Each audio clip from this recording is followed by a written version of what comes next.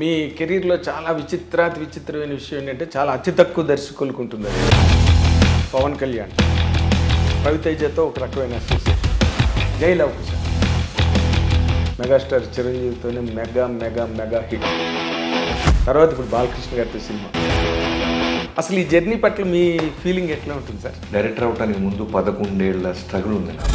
అంటే 500 రూపాయలకి స్టార్ట్ అయినాను కెరీర్, తర్వాత 1500కి పెరిగాను. నేను ఓపెన్గా నిజం చెప్పాలంటే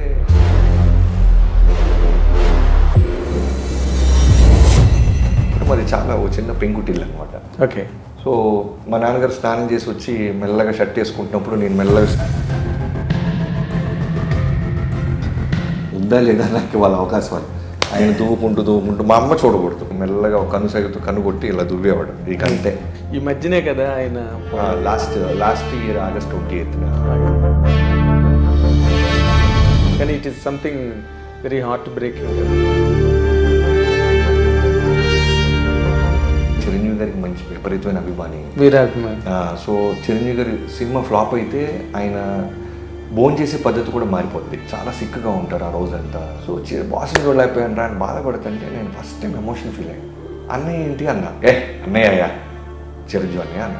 నాకు సైడ్కి అబ్బాయి ఏం మాట్లాడుతున్నావు అన్నయ్య? అన్నయ్య వస్తున్నారు. నాన్న చిరంజీవి గారు వస్తున్నారు మరి ఇంటికి. నోర్బాయ్ లేదా నిజంగా చిరంజీవి గారు వస్తున్నారు?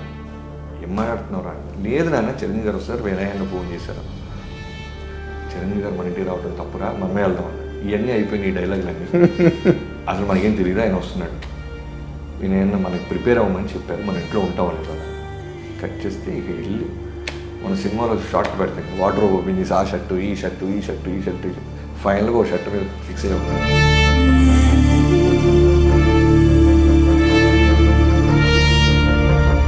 ఒక ఫోటో ఇప్పించి చాలరా అని అడిగారు మా నాన్నకి. 2.5 hours చిరంజీవి గారు మా ఇంట్లో మా సోఫాలో కూర్చొని. చిరంజీవి గారు సినిమా అనే పాయింట్ ఎలా కనెక్ట్ అయింది బాబీ గారు? గాడ్ ఫాదర్ చూసావా బాబీ అన్నారు. చూశాను, చాలా బాగుంది సార్ అన్నారు. సో ఆయన సగం చెప్తుంటే మిగతా సగం నేను రాసుకుంటున్నా, ఇదేంటి మనకి డైరెక్షన్ అవకాశం వస్తా అని. అది ఒకసారి చూడు, మళ్ళీ చూస్తే ఒకసారి ఆ రైట్స్ ఉన్నాయి. ఆల్మోస్ట్ ఒక 25 సార్లు చూశాను 2 daysలో ఆయన కలవాలి. 25 సార్లు సినిమా చూస్తుంటే నాకు ఎక్కడో నేను డీల్ చేయాల్సిన సినిమా అనిపించట. నాకు 100% ఎక్కట్లా.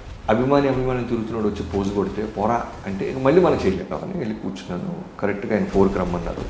నేను 3:45 కల్లా అక్కడ ఉన్నాను. ఎగ్జాక్ట్ 5 minutes to 4 చిరంజీవి గారు వచ్చారు.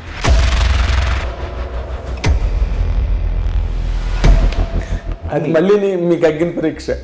ఒక 7 minutes 10 minutes అటు ఇటు నడిచిన తర్వాత, సార్ అది లూసిఫర్ చూసాను సార్. చూసావా, ఏంటి బాగుందా, ఏంటమ్మా నీకు ఓన్ అయిందా, ఓన్ అవ్వలేదా, direct straight to the point రా అన్నారు. Point blank straight to the point రా.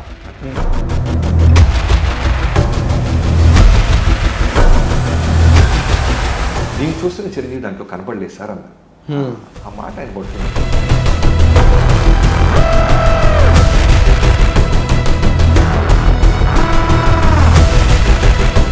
అర్థమైంది, ఇక లేదు మన చిరంజీవి గారితో మనతో ఏం చేయడానికి ఫిక్స్ అయిపోయాడు. అయిన తర్వాత బయటకు వస్తున్నప్పుడు, సార్ ఒక ఫోటో తీసుకుంటాను మీతో అన్నారా.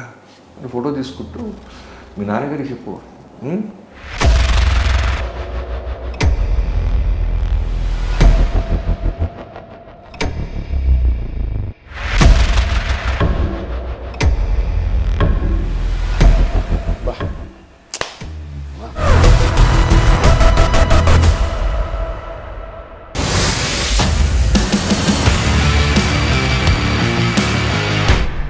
ఐ డ్రీమ్ ప్రేక్షకులకు స్వాగతం. This is my personal program. నేను మీ నాగేంద్ర కుమార్. ఎడిటర్స్ కట్ ప్రోగ్రామ్కి ఇప్పుడు చాలా సెన్సేషనల్ గెస్ట్ మనకి టైం ఇచ్చి ఇంటర్వ్యూ ఇవ్వడానికి యాక్సెప్ట్ చేశారు. He is none other than who created a magic like Waltair Veerayya. Megastar చిరంజీవితో చిన్నప్పటి నుంచి మెగాస్టార్ అభిమానిగా సినిమా పరిశ్రమకు వచ్చి ఆయనతోనే శిఖరం అంత స్థాయిలో అంత గొప్ప హిట్ ఇచ్చి ఇండస్ట్రీ చరిత్రనే తిరగరాసి ఇప్పుడు NBK 109 వర్క్లో ఉన్న డైరెక్టర్ బాబీ ఇప్పుడు మనతో పాటు ఉన్నారు. So let us welcome him with both the hands. Come Bobby గారు, థ్యాంక్ యూ వెరీ మచ్ అయ్యో, thank for accepting your offer and pleasure. Granting time. ఎందుకంటే ఇప్పుడు మీ కెరీర్లో చాలా విచిత్రమైన విషయం ఏంటంటే చాలా అతి తక్కువ దర్శకులకు ఉంటుంది అది. అంటే నా అనుభవంలో ఒకటి ఏంటంటే పవన్ కళ్యాణ్, రవితేజతో ఒక రకమైన అసోసియేషన్, తర్వాత చిరంజీవి గారు మెగాస్టార్ చిరంజీవితోనే మెగా మెగా మెగా హిట్, తర్వాత ఇప్పుడు బాలకృష్ణ గారితో సినిమా. అసలు ఎవ్వరూ ఎక్స్పెక్ట్ చేయరు. గారు మధ్యలో NTR, I'm sorry with due regards to the fans of junior NTR, జై లవకుశ. ఇలాంటి ఒక ట్రావెల్ అన్నది చాలా అతి తక్కువ డైరెక్టర్స్లో ఉంటుందని నా అబ్జర్వేషన్ కనిపిస్తుంటుంది నాకు. అసలు ఈ జర్నీ పట్ల మీ ఫీలింగ్ ఎట్లా ఉంటుంది సార్? అంటే టు బి నిజంగానే మీరు అన్నట్టు తల్లిదండ్రులు చేసుకున్న పుణ్యమో ఏంటో తెలీదు, చాలా ఆనందంగా ఉంటుంది, గర్వంగా ఉంటుంది. అంటే తక్కువ ఏజ్లోనే ఇలాంటి బిగ్గెస్ట్ స్టార్స్తో వర్క్ చేసే అవకాశం రావటం. దాంతోపాటు ఒక నిజం ఏంటంటే, నేను చాలా మీడియా పరంగా నేను ఇప్పుడు ఎక్స్ప్రెస్ చేయలేనిది, డైరెక్టర్ అవడానికి ముందు 11 ఏళ్ళ స్ట్రగుల్ ఉంది నాకు. అంటే 500 రూపాయలకి స్టార్ట్ అయింది నా కెరీరు, తర్వాత 1500కి పెరిగాను. ఫస్ట్ నేను జాయిన్ అయింది చిన్ని కిష్ గారి దగ్గర. అప్పటికే ఇందిరా అనే సినిమా, నరసింహనాయుడు సినిమాలో రచయిత అయిన Chinni Kish garu most happening writer. So 2002లో 2002 డిసెంబర్ రావటం ఆయన దగ్గర నేను ఎన్నోసార్లు చెప్పుంటాను. స్వాతిముత్యంలో కమల్ హాసన్ గారి లాగా ఆయన వెంటపడుతూ ఫైనల్గా ఆయన నా బాధ చూడలేక ఒక చిన్న పరీక్ష పెట్టారు. గంగోత్రి అనే సినిమా జరుగుతుంది, ఆ సినిమాలో ఒక సీన్ రాయాలి. ఎందుకంటే నేను ఇప్పుడు ఇలా ఉన్నానంటే ఇమాజిన్ అబౌట్ 2003 ఎలా ఉండేవాడిని. అవును, మీసాలు లేవు, చిరంజీవి గారితో ఫోటో ఉంటుంది నాది, సేమ్ అలా ఉండే. ఆ ఫోటో దిగిన సెకండ్ మంత్ అది. ఓకే. సో వీడు అప్పుడే స్కూల్ ఎగ్గొట్టొచ్చిన కుర్రాళ్ళగా. సో వీడికి ఒక టెస్ట్ పెడదాం, అసలు వీడు ఫిట్ అవుతాడా లేదా అంటే నాకు ఏమవ్వాలో తెలియదు, బట్ ఇండస్ట్రీలో ఉండాలి. సినిమా ఇండస్ట్రీలో ఏదో ఒకటి చేయాలి, ఏదో ఒక విధంగా మనం నిలదొక్కుకోవాలనే ఒక డ్రీమ్ తప్ప, టు బీ హానెస్ట్ నేను డైరెక్టర్ అవ్వాలనో ఏదవ్వాలనో నాకు తెలియదు అప్పుడు. ఓకే. ఏదో విధంగా నాకంటూ ఒక పేరు ఉండాలి ఈ ఇండస్ట్రీలో. సో చిరంజీవి గారు కష్టపడి వచ్చారు, అలానే రామారావు గారు, నాగేశ్వరరావు గారు, వీళ్ళ స్టోరీస్ అన్నీ మా అమ్మగారు చెప్పేవాళ్ళు. వీళ్ళందరూ కూడా చాలా చిన్న స్థాయి నుంచి వెళ్ళి వాళ్ళకంటూ వాళ్ళు ఎదిగారు రా అని. అంటే మీకు ఇంటి దగ్గర ఎంకరేజ్మెంట్ ఉందండి సినిమా ఇండస్ట్రీ? ఉందండి, ఎందుకంటే మా నాన్నగారు ఆయన బేసిక్ నాటకాల రచయిత. ఓకే. ఎన్నో నాటకాలు రాసేవాళ్ళు, అలానే యాక్ట్ చేసేవాళ్ళు. ఓకే. సో ఆయనలో ఆ రైటింగ్ స్కిల్స్ ఉంటాం, పైగా చిరంజీవి గారు అంటే విపరీతమైన అభిమానం ఉంటాం. ఆయన కూడా చిరంజీవి అభిమానం? విపరీతం, నాకన్నా. నేను ఓపెన్గా నిజం చెప్పాలంటే నా చాలా ఇప్పుడున్న జనరేషన్ అభిమానం, ఆయన హార్డ్ కోర్ అభిమానం. చిరంజీవి గారి ఫోటో ఫార్మేటివ్ ఇయర్స్ నుంచి చూస్తుంటారు. సో చిరంజీవి గారి పాటలు, చిరంజీవి గారి సితారా అని అప్పుడు magazines, wall paper laminate, Jyothichitra magazine. So ఇలా ఉండే ఒక అభిమానం నాన్నగారిది. సో ఆయనకు ఉంది సినిమా పట్ల విపరీతమైన అభిమానం, రెస్పెక్ట్, ఇవన్నీ నాన్నగారికి ఉండే ప్యాషన్. సో అలానే మీకు నేను చిన్నప్పుడు ఫస్ట్ ఆర్ సెకండ్ క్లాస్ నుంచి యూనిఫామ్తో నన్ను సినిమాకి తీసుకెళ్ళిపోయేవాళ్ళు, స్కూల్ ఎగ్గొట్టించి. మిగతా డేస్లో స్కూల్ ఎగ్గొడితే ఒప్పుకోరు మా ఫాదరు.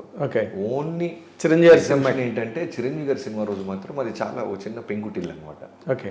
సో మా నాన్నగారు స్నానం చేసి వచ్చి మెల్లగా షర్ట్ వేసుకుంటున్నప్పుడు నేను మెల్లగా షూలు వేసి కట్టుకుంటూ ఆయన వైపే చూస్తూ ఉండేవాడిని. ఉందా లేదా నాకు వాళ్ళ అవకాశాలు. ఆయన దువ్వుకుంటూ మా అమ్మ చూడకూడదు, అదేలే, ఎందుకంటే ఏంటి చెడగొట్టేస్తున్నావు అంటారని మెల్లగా ఒక కనుసైగతో కనుగొట్టి ఇలా దువ్వేవాడు. ఇక అంతే హుషారుగా అమ్మ బాయ్, అక్క బాయ్ అలా వెళ్ళిపోయేవాడు. స్కూల్కి వెళ్ళి వచ్చేస్తానే అని చెప్పి వాటర్ బాటిల్ అన్నీ, మళ్ళీ క్యారేజ్ వద్దంటే డౌట్ వస్తుంది మా అమ్మకి, అదే ఎందుకు వద్దంటున్నాడని. చాలా కీలకమైన పాయింట్, డైరెక్షన్ ఫాల్ట్ అయిపోద్ది. సో వాటర్ పట్టుకొని ఆ వాటర్ మిల్టన్ వాటర్ ఫ్లాస్కో అలానే క్యారేజ్ అన్నీ పెట్టుకుని తట్ట పట్టుకొని బయలుదేరి నడుచుకుంటూ స్లోగా స్కూల్కి వెళ్ళే దారిలో మా ఫాదర్ బ్రేక్ఫాస్ట్ చేసి వచ్చి అలా వచ్చి స్కూటర్ ఆపితే ఎక్కి కూర్చుండేవాడిని. ఓకే.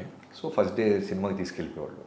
సో అందరూ పెద్ద పెద్దోళ్ళు వస్తారు కాబట్టి బెనిఫిట్ షో అంటే అప్పట్లో గుంటూరు మీకు వినే ఉంటారు, తెల్లవారుజామున మామూలుగా ఓ 7కి అలా షోస్ ఉంటాయి. అవును. సో 7:30 షోస్కి. అవును. మ్యాక్సిమం 8 షోస్ పడిపోతాయి. సో ఆ టైంలో ఏంటంటే మెల్లగా వెళ్తాను నన్ను మా ఫాదర్ జనాల మీద పడి తొక్కుతారు కాబట్టి ఇక్కడ ఎక్కించుకునేవారు మా ఫాదర్. స్కూటర్ దగ్గర పెట్టేసి హెమనీ అని ఒక స్వీట్ షాప్ ఉండేది, అక్కడ నా బ్యాగ్ నా వాటర్ బాటిల్ పెట్టేసేవాడు. మధ్యాహ్నానికి వస్తామని లగేజ్ అంతా అక్కడ పెట్టేసి ఫాదర్ ఏం చేసేవాళ్ళు అంటే గేట్ ఓపెన్ ఫాదర్ గారికి నాన్నగారికి బాగా తెలిసి ఉండేవాళ్ళు ఆ మేనేజర్స్ వాళ్ళు. సో ఎందుకు మొంటారు కాసేపు ఆగి రావచ్చు కదా అంటే మా ఫాదర్కి నాకు టెన్షన్ ఏంటంటే స్టార్ట్ అయిపోతుంది సినిమా తెరెత్తేస్తారేమో ఆ విజిల్స్తో చూడాలి కదా. విజిల్స్తో చూడాలి. అప్పుడు ఏంటంటే తెరెత్తడం అంటే హీరో కనబడుతుంది మనకి. అవును, న్యూస్ రీల్ ఉంటుంది. సో సో అవి మిస్ అవ్వకూడదని వెళ్ళిపోయాను. సో అలా అలవాటు అయిపోయింది నాకు నా బాడీలోకి సినిమా అనేది చిరంజీవి గారి పట్ల అభిమానం అనేది. సో ఎప్పుడైతే మీరు కూడా నాటకాలు గట్టా నాకు అదేం లేదు. ఇన్ఫ్యాక్ట్ నేను చాలాసార్లు చెప్పు ఉంటాను, 1000 మందికి నేను షార్ట్ చెప్పమంటే నేను చెప్పేయగలను, యాక్ట్ చేసి చూపించగలను. చిరంజీవి గారు ఉన్నా, ఇప్పుడు చేస్తున్న బాలకృష్ణ గారు ఉన్నా, నేను అనుకున్నది నేను వాళ్ళకి యాక్ట్ చేసి నేను ప్రజెంట్ చేయగలను. కెమెరా వస్తే మాత్రం నేను వెంటనే ఆగిపోతాను. నాకు చాలా విపరీతమైన ఇంట్రావర్ట్ని, విపరీతమైన సిగ్గు. I can't face. అది నాకు మాత్రమే ఎక్కువ తెలుసు.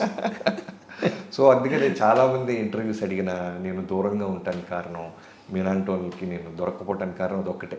ఓకే. ఈవెన్ ఆడియో ఫంక్షన్స్ కూడా పాపం చాలామంది పిలుస్తుంటారు, మీరు వస్తే బాగుంటుందని. మొన్న ఎప్పుడో ఒక దానికి వచ్చినట్టున్నారు. ఇంకా తప్పదు అనుకుంటే వాళ్ళకి ఏదో హెల్ప్ అవుద్ది, మనం వెళ్తాం అంటే ఎవరున్నా పర్వాలేదు అనుకున్న వాటికి ఎగ్గొట్టేస్తారు.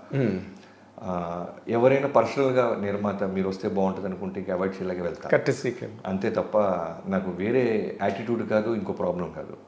నాకు కెమెరాలన్నా అవి రోల్ అవుతూ మనం రికార్డ్ అవుతున్నాం అన్నా తెలియకుండానే ఒక చిన్న భయం, చిన్న బిడియం అంటారా, భయం అంటారా, ఏదో ఇబ్బంది ఉంటుంది. అదే ఇన్కన్వీనియన్స్, అసౌకర్యం అన్నమాట. కరెక్ట్.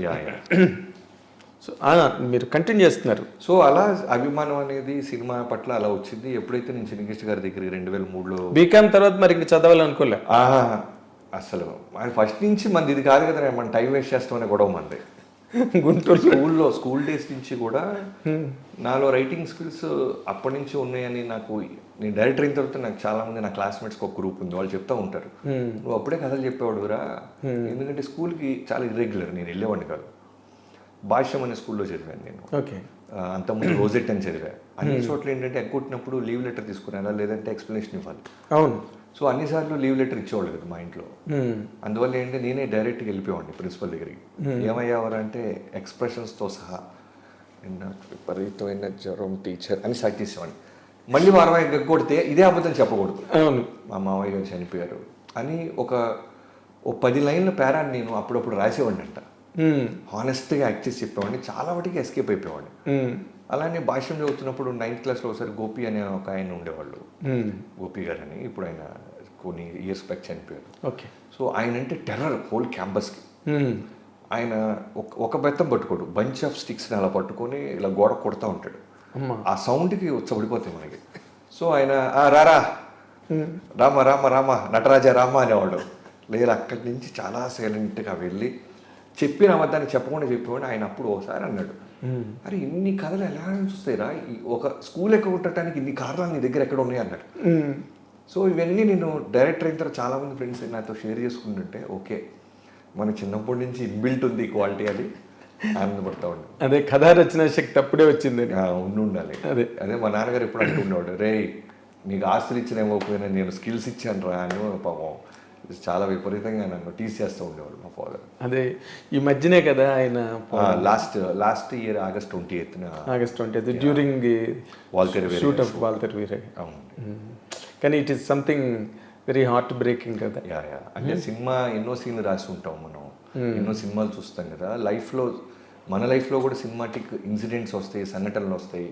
అవి చెప్తే ఇదేంటి సినిమా ఎపిసోడ్ చెప్తున్నాడు అనేలాంటి ఎపిసోడ్స్ జరిగినాయి నా లైఫ్లో, ఎస్పెషల్లీ ఫాదర్ విషయంలో.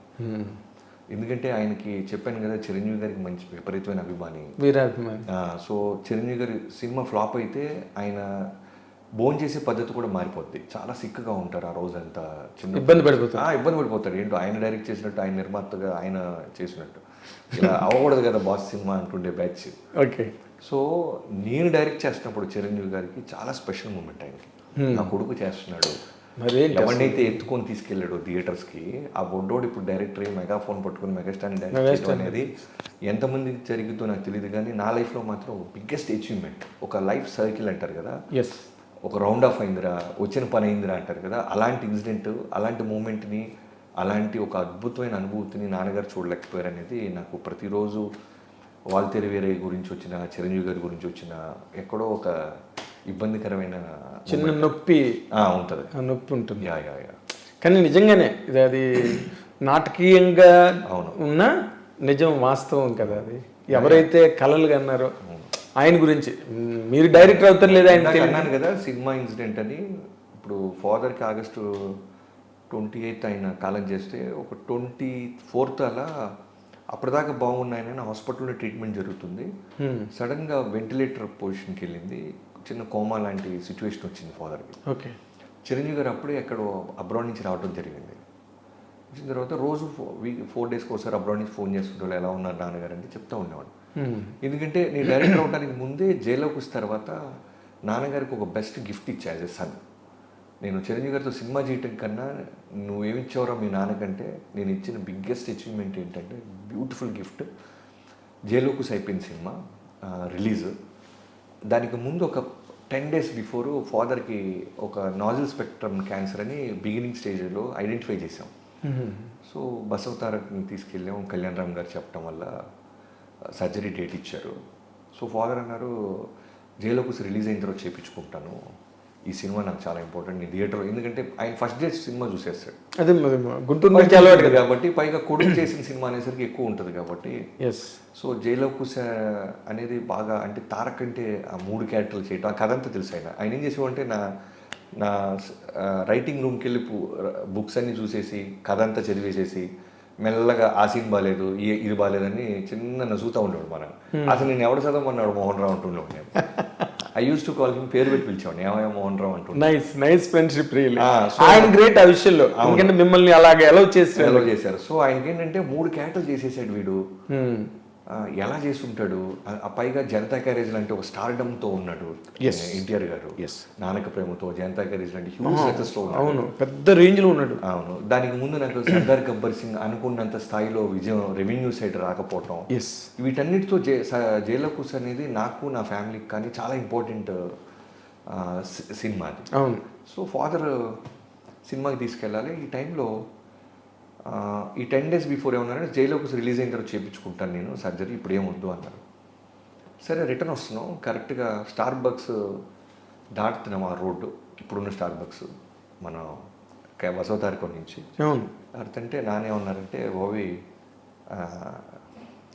చిరంజీవి గారిని చూడలేకపోయాను రా, బాస్ని చూడలేకపోయాను రా, అది మా జీవితం అని ఆయన ఏదో నసుగుతున్నాడు. నేను డ్రైవింగ్లో ఉన్నా, మా బాస్ని చూడలే అంటే ఆయన ఏంటంటే సర్జరీ తర్వాత ఏమైపోద్దో నాకు, చిరంజీవి గారిని నేను చూడలేకపోయాను దగ్గరుండి. ఎందుకంటే కళ్యాణ్ గారిని చూశారు ఆయన, సర్దార్ గబ్బర్ సింగ్ చదువుతున్నప్పుడు 3-4 times తీసుకెళ్ళాను, పరిచయం చేశారు, బాగా మాట్లాడేవాళ్ళు. అలానే ఎన్టీఆర్ గారిని చూశారు, నేను చేస్తున్న రవితేజ గారిని కలిశారు. అవును. పూజ రోజు ఆయన ముహూర్తం కొబ్బరికాయ కొట్టారు. కానీ చిరంజీవి గారిని నేను చూపించలేకపోయిన విషయం నేను మర్చిపోయా. మీకు తెలుసు కదా, ఒకసారి డైరెక్టర్గా మనం మొదలెడితే రేసు ఇంకా మనకేం కనపడవు. అదే ఆ స్పీడ్ పరిగెత్తడమే, సినిమా తర్వాత సినిమా తర్వాత సినిమా తర్వాత ఈ సినిమా గొడవలో నేను ఎన్నోసార్లు చిరంజీవి గారిని కలుస్తున్నాను, వినాయక్ గారి ద్వారా, వాళ్ళ ద్వారా. నేను డైరెక్టర్ అని తెలుసు, ఆయన అభిమానిని తెలుసు, ఎక్కడైనా వెళ్తే ఏమ్మా బాబీ అంటుండేవాళ్ళు. ఈ ఆనందాన్ని వచ్చి షేర్ చేసుకునేవాడిని తప్ప మా నాన్న మీకు పెద్ద ఫ్యాన్ సార్ అని నేను తీసుకెళ్ళలేకపోయాను. సో బాస్ని చూడలేకపోయాను రా అని బాధపడుతుంటే నేను ఫస్ట్ టైం ఎమోషనల్ ఫీల్ అయ్యాను. ఇదేంటి, ఇప్పటికి నేను 3 సినిమాలు చేశాను, నేను ఎవరో తెలుసు మార్కెట్కి, మా నాన్నకి చూపించలేకపోయానని వెంటనే సైలెంట్గా ఉండి ఫాదర్ని దింపేసిన తర్వాత వినాయక్ గారిని, నాకు ఇండస్ట్రీలో అతి తక్కువ మందితో నేను బాగా ఎమోషనల్గా ఇంటరాక్ట్ అవుతుంటా. వాళ్ళు వినాయక్ గారు ఒకళ్ళు, పురి జయనాథ్ గారు ఒకళ్ళు. నేను కాల్ చేసినా చేయకపోయినా వారానికి ఒకసారి ఫోన్ చేసి ఎలా ఉన్నావు తమ్ముడు అనే 2 డైరెక్టర్లు అనమాట వాళ్ళు. సో వినాయక్ని గారిని వినయ్ అన్న అంటాను. ముందంతా మనందరం వినయ్ అనేవాళ్ళు. డైరెక్టర్ అల్లుడు సీన్ అప్పుడు నేను కథ ఇవ్వటం జరిగింది, అది చాలా విజయం సాధించింది. ఆయనకి బాగా ఇష్టం నేనంటే, పవర్ కథ ఆయన ఫస్ట్ నేను చెప్పాను. సో ఇలా వినయ్ అన్నకి ఫోన్ చేశాను, ఫాదర్ని దింపేసి కారులోనే. ఏంటి తమ్ముడు ఏంటి అంటే అలా ఏం లేదు, చిన్నదేదో ఫాదర్ ఏదో హాస్పిటల్లో ఇలా డిటెక్ట్ చేశారు, చిరంజీవి గారిని ఒక్కసారి కనుక్కోవాలన్నా ఎక్కడ ఉన్న, అప్పుడు ఇంకా షూటింగ్ స్టార్ట్ చేయలేదు ఆయన. చిరంజీవి గారిని ఆ మంత్లో షూటింగ్ జరగట్లా, చిరంజీవి గారిని కల్పించాలన్నా ఎలా అది అన్న. అవునా సరే నేను కనుక్కొని చెప్తాను తమ్ముడు అన్నారు 10 days back before release. So తర్వాత సడన్గా నేను జైలోకుస్ రిలీజ్ డే రోజు నైట్ నిద్ర పట్టట్లేదు, 4 o'clockకి ఫస్ట్ నవీన్ గారి దగ్గర నుంచి ఫోను, అదే ఫోన్ మాట్లాడుతున్నప్పుడు సినిమా బ్లాక్ బస్టర్ యూఎస్ నుంచి అదే కాల్ వెయిటింగ్లో ఎన్టీఆర్ గారు ఫోన్ చేశారు. ఎక్కడున్నావు దొంగ రాసుకెళ్ళేది అని చాలా ప్రేమగా ముద్దుగా తిడుతుంటాడు ఆయన. అవును. అనగానే వెళ్ళిపోయా హీరో ఇంటికి. వెళ్ళి తారక్ గారి దగ్గరికి వెళ్ళే ముందు స్విచ్ ఆఫ్ చేసేసాను. సరే తారక్ గారు మేము కూర్చున్నాం, ఫోన్లు వస్తూ ఉన్నాయి, ఆయనకి ఫోన్లు వస్తూ ఉన్నాయి, కళ్యాణ్ రామ్ గారికి ఫోన్లు వస్తున్నాయి, ఆ సినిమా ఇంటర్వల్ ఎదిరిపోయింది, సెకండ్ హాఫ్ బాగుంది, సాంగ్స్ బాగున్నాయి, పెద్ద బ్లాక్ బస్టర్ అన్నీ వినపడుతున్నాయి. తర్వాత నేను మెయిన్ థియేటర్కి వెళ్ళాలి, క్రాస్ రోడ్స్. యాజ్ ఎ డైరెక్టర్గా ఫస్ట్ డే మనం మెయిన్ థియేటర్కి వెళ్ళి చూడటం అనేది సుదర్శన్లో ఒక కిక్. సరే నేను బయటకు వచ్చి తారక్ గారికి చెప్పేసి ఆన్ చేయగానే నాకు ఒక 9 మిస్డ్ కాల్స్ ఉన్నాయి వినయ్ గారి దగ్గర నుంచి. సరే రిటర్న్ బ్యాక్ చేస్తే సినిమా గురించి రిపోర్ట్ చెప్పడానికి చేసుకుంటారు, నేను టెన్షన్లో ఉన్నానని కాల్ బ్యాక్ చేస్తే ఆయన ఎక్కడున్నావు తమ్ముడు అంటే అన్న తారక్ గారి ఇంటి దగ్గర నుంచి వెళ్తున్నాను అన్న. అవునా సరే ఇంటికే నయ్యలేదేమో, ఇంటికి వెళ్తున్నాను. సరే నీకు ఒక సీక్రెట్, ఒక సర్ప్రైజ్ ఉంది, బట్ నీకు చెప్పకపోతే ఉండేలాగా లేవు ఇంట్లో అన్నారు. ఏంటి అన్న? అన్నయ్య వస్తున్నారు అన్నారు. నేను అన్నయ్య ఏంటి, అన్నయ్య ఎవరు అన్న.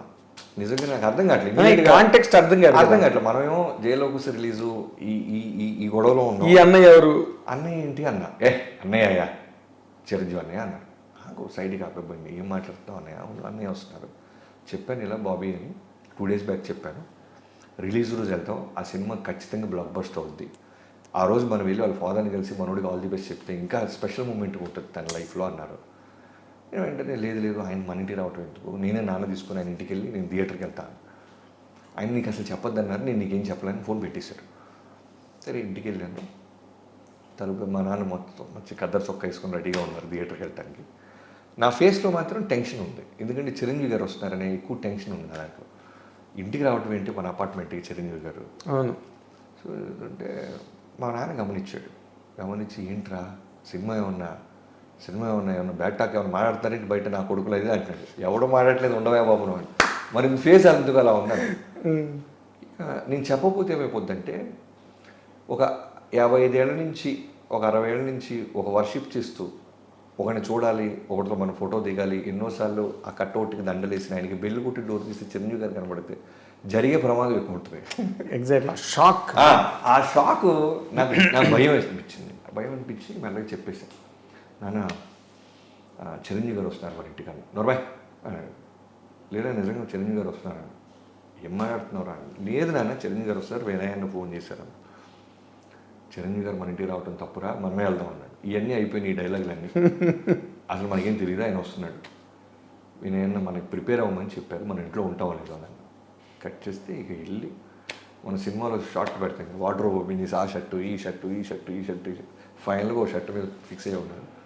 చిరంజీవి గారు రావటం, ఒక ఫోటో ఇప్పించి చాలరా అని అడిగిన మా నాన్నకి 2.5 hours చిరంజీవి గారు మా ఇంట్లో మా సోఫాలో కూర్చొని మా నాన్నగారిని పక్కన కూర్చోబెట్టుకొని ఒక cinema length, cinema length proper cinema length నాన్నగారితో కూర్చొని చాలాసేపు మాట్లాడి, సరే మీకు సినిమా టైం అవుతుంది బయలుదేరండి బాబీ అన్నారు. సో ఇంతకంటే అంటే మోస్ట్ అంటే సినిమాటిక్ ఒక కెరీర్లో బిగ్గెస్ట్ స్టెప్ ఏమైనా ఉందిరా అంటే ఇలాంటి సీన్ వేస్తే ఇది సరిపోద్ది ఆర్ఆర్ క్రియేట్ చేయడానికి. ఇది ఒక ఇంటర్వల్ బ్లాక్ అవుతుంది కదా. Interval block. ఒకడిని సినిమాకి తీసుకెళ్తూ టికెట్లు దొరకకపోతే కాళ్ళు చెప్పులు తెగిపోతూ అని ఒక ఫాదర్ పెంచితే, ఆ ఫాదర్కి ఒక ఇంటర్వల్ బ్లాక్కి అతను అభిమానించి ఒక చిరంజీవి చూపించడం one of the biggest commercial interval blocks. Biggest commercial ఇంటర్వ్యూలో దానిలో డౌట్ లే. సో అది జరిగింది. అది ఏ లాంగ్వేజ్ అయినా కావచ్చు, వరల్డ్ లాంగ్వేజ్లో ఏ లాంగ్వేజ్ ఫిల్మ్ అయినా సరే, ఏ సినిమా అయినా సరే, ఇంతకంటే బ్యూటిఫుల్ మూమెంట్ని మనం రాసుకుంటే రాదు, మనం అనుకుంటే రాదు.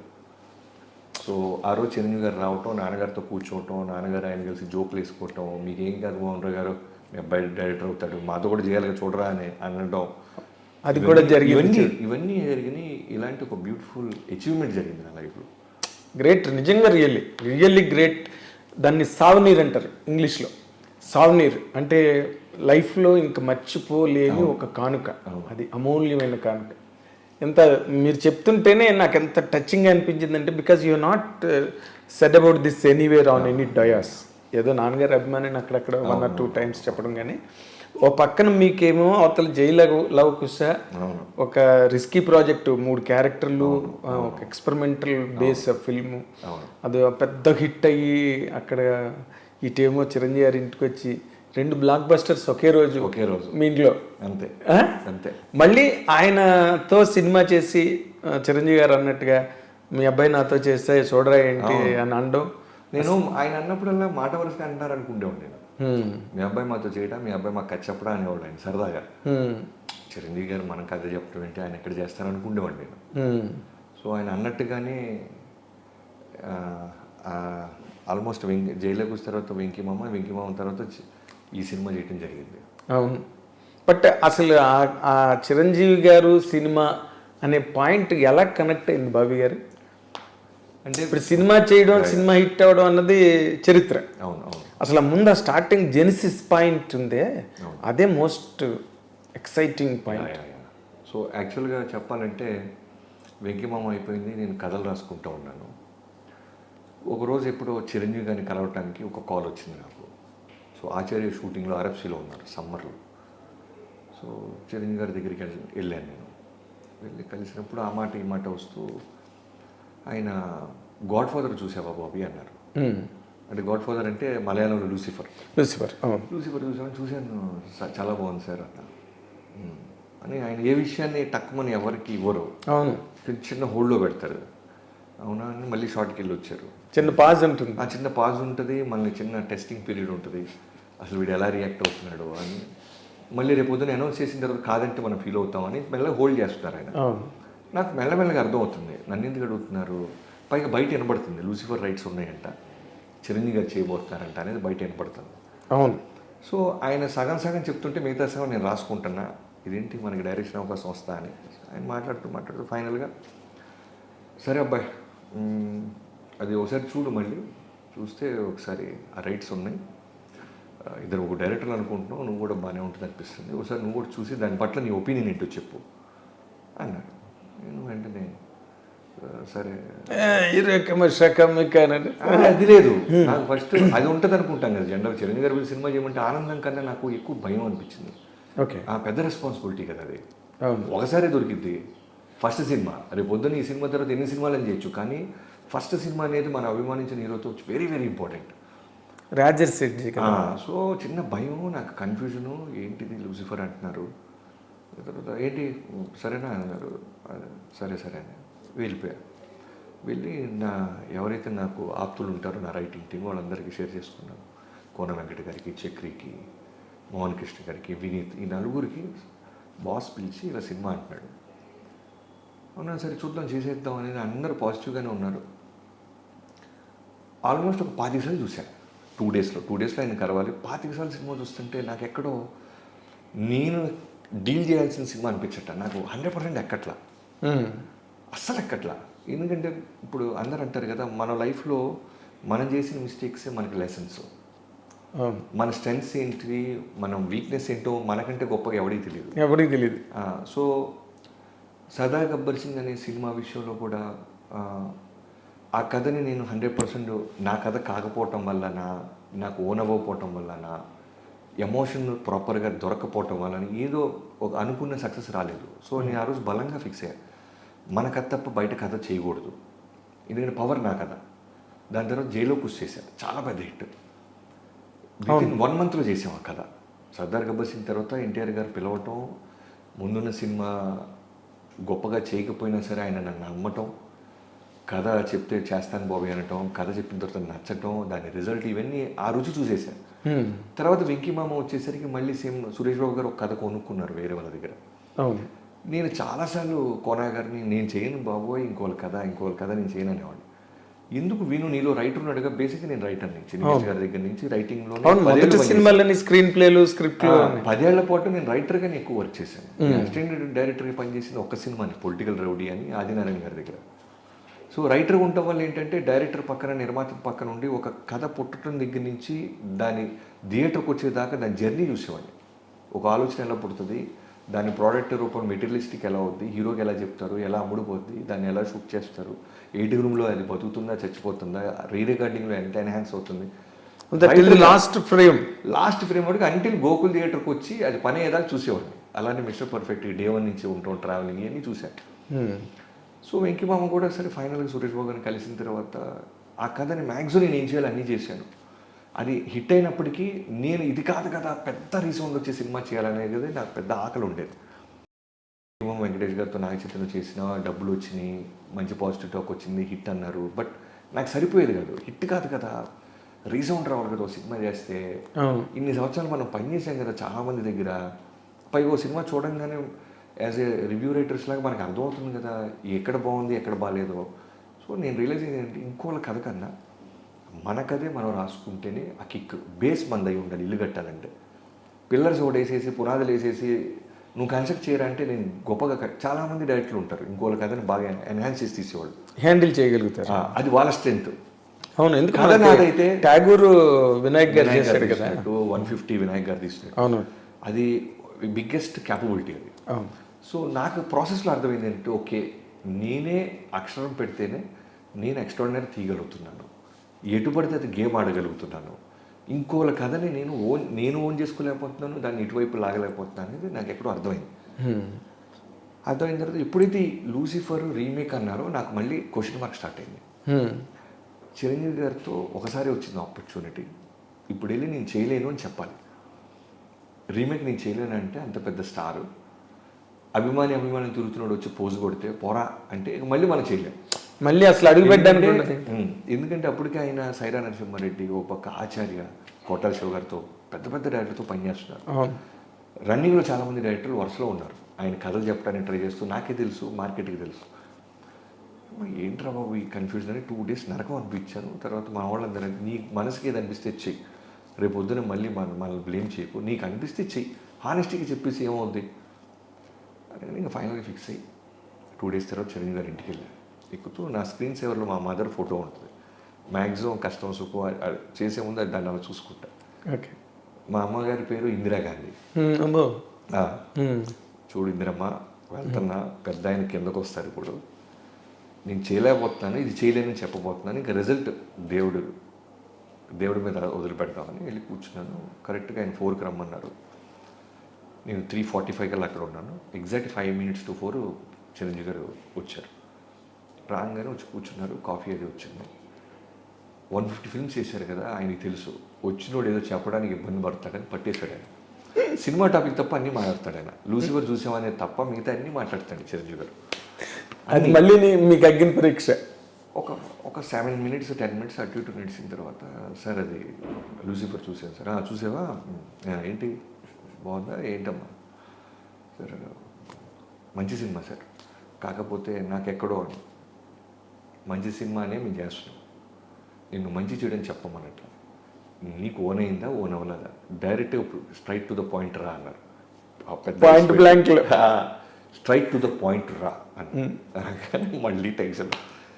సరే బ్రీత్ తీసుకుంది, సరే ఏం లేదు, నా కథలైతే నేను చాలా బలంగా తీయగలను అని మీకు చెప్పింది చెప్పాను. సర్దార్ గబ్బర్ సింగ్ విషయంలో నేను స్ట్రాంగ్గా హిట్ కొట్టలేకపోయాను స్క్రీన్ మీద, నా కథ కాకపోవటం వల్ల. వెంకీమమ్మ కూడా హిట్ కొట్టిన నాకు తృప్తి లేదు. ఒక వెంకటేష్ గారు నాగ చైతన్య మీద హిట్ అనే పేరేంటి, భారీగా రీసౌండ్ రావాలి కదా, పైగా జైలుకి వస్తే తర్వాత చేస్తున్నాను కదా నేను. సో అక్కడ నాకు అర్థమైంది సార్, ఇంకోళ్ళ ఇంటిని నేను మాడిఫై చేయలేను సార్. మేబీ ఆ చేసే వస్తుందేమో కొన్నాళ్ళకి మెచ్యూరిటీ నాకు, ప్రస్తుతానికి తెలియదు sir, to be honest with you. పైగా మేజర్గా నేను చూస్తున్న చిరంజీవి దాంట్లో కనపడలేదు సార్ అన్న. ఆ మాట ఆయన పట్టుకున్నాడు. నువ్వు చూస్తున్న చిరంజీవి ఏంటి అన్నాడు. ఇలా సార్ చిన్నప్పటి నుంచి చిరంజీవి అంటే బీటీ, గరనమూడు, గ్యాంగ్ లీడర్, ఒక స్వాగ్, ఒక ఎంటర్టైన్మెంట్, గోల. సరే వదిలేసి దాని గురించి డిస్కషన్ ఉంటుంది. దానికి చాలామంది ఉన్నారు. నీకు ఊరికే రైటరు కదా, నువ్వు ఏదైనా ఓన్ చేసుకుంటావు అని అడిగాను తప్ప నాకు చాలామంది ఉన్నారులే బాబీ, దాని గురించి వదిలేసి అన్నారు. అనేసి తర్వాత అన్నీ ఏంటి ఇంకా అర్థమైంది, ఇక లేదు మన చిరంజీవి గారితో మనతో ఏం చేయడానికి ఫిక్స్ అయిపోయాడు. అయిన తర్వాత బయటకు వస్తున్నప్పుడు, సార్ ఒక ఫోటో తీసుకుంటాను మీతో అన్నారా. ఫోటో తీసుకుంటూ మీ నాన్నగారికి చెప్పు, ఇలా సినిమా వస్తే నేను చూస్తున్న చిరంజీవి లేడు అన్నావు అన్న తర్వాత, ఇంతకు నువ్వు చూస్తున్న చిరంజీవి ఏంటయ్యా, ఏం దిగుతుంటాడు అతను, నువ్వు చూస్తున్న చిరంజీవి ఎప్పుడు చెప్తావా కదా అన్నారు. అది ఆయన గొప్పతనం.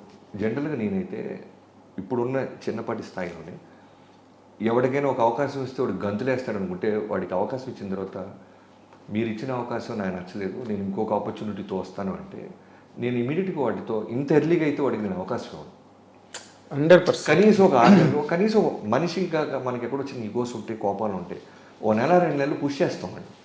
అవునా కలుద్దాం రా, రే తమ్ముడు కలుద్దాం రా, ఎంత గుడ్ ఇంప్రెషన్ ఉన్నా ఏది ఉన్నా సరే, అరే నువ్వు ఇప్పుడు నా కింద పనిచేసే చిన్న బాయ్ కూడా ఉన్నాడు, ఆయన పిలిచి అరే నా బ్యానర్లో నువ్వు సినిమా చేయరా అంటే అది గంతేస్తాడని సమ్మర్ సాల్ట్ వేస్తాడని నా విజువల్ ఉంటే మీరు ఇచ్చారు బట్ ఇది కాదు, నేను ఒక కథతో వస్తానంటే ఎలా ఉంటుంది నాకు.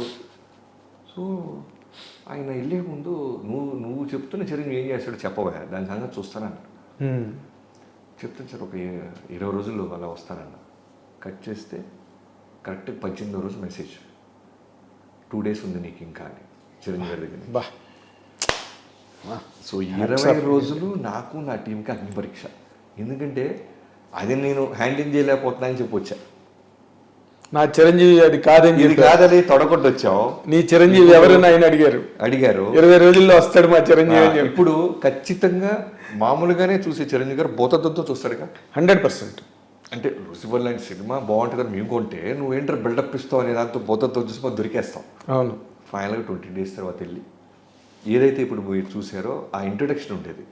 ఓ సముద్రపు దొంగ ఒక ఓడెళ్తుంటే అలా తాళ్ళేసి రోప్ ఎక్కి అలా ఒక బ్యాచ్. ఫస్ట్ నేను చెప్పిన విజువల్ ఏంటంటే సముద్రం మీద ఒక ఓడెళ్తుంది, కోస్టల్ గార్డ్స్ని లాక్ చేసి తీసుకెళ్తున్నారు, సరుకు ఏదో ఉంది, వెళ్తుంటే చిన్న పడవలు వచ్చి రోప్స్ అలా పడి బ్యాక్ షాట్ పడితే తడుచుకుంటూ అలా ఎక్కుతున్నాడు. ఇతనితో పాటు ఒక 7 సుబ్బరాజు, ఒక బ్రహ్మాజీ ఇలాంటి ఒక బ్యాచ్ ఎక్కి దూకారు. ఆ ప్లాట్ఫామ్ డెక్ మీదకి ఒక ఫైట్. ఇలా చెప్తున్నప్పుడు ఆయన మెల్లగా కళ్ళు అలా చూస్తూ ఎక్కడో నచ్చింది అనేది అర్థమవుతుంది ఆయనకి.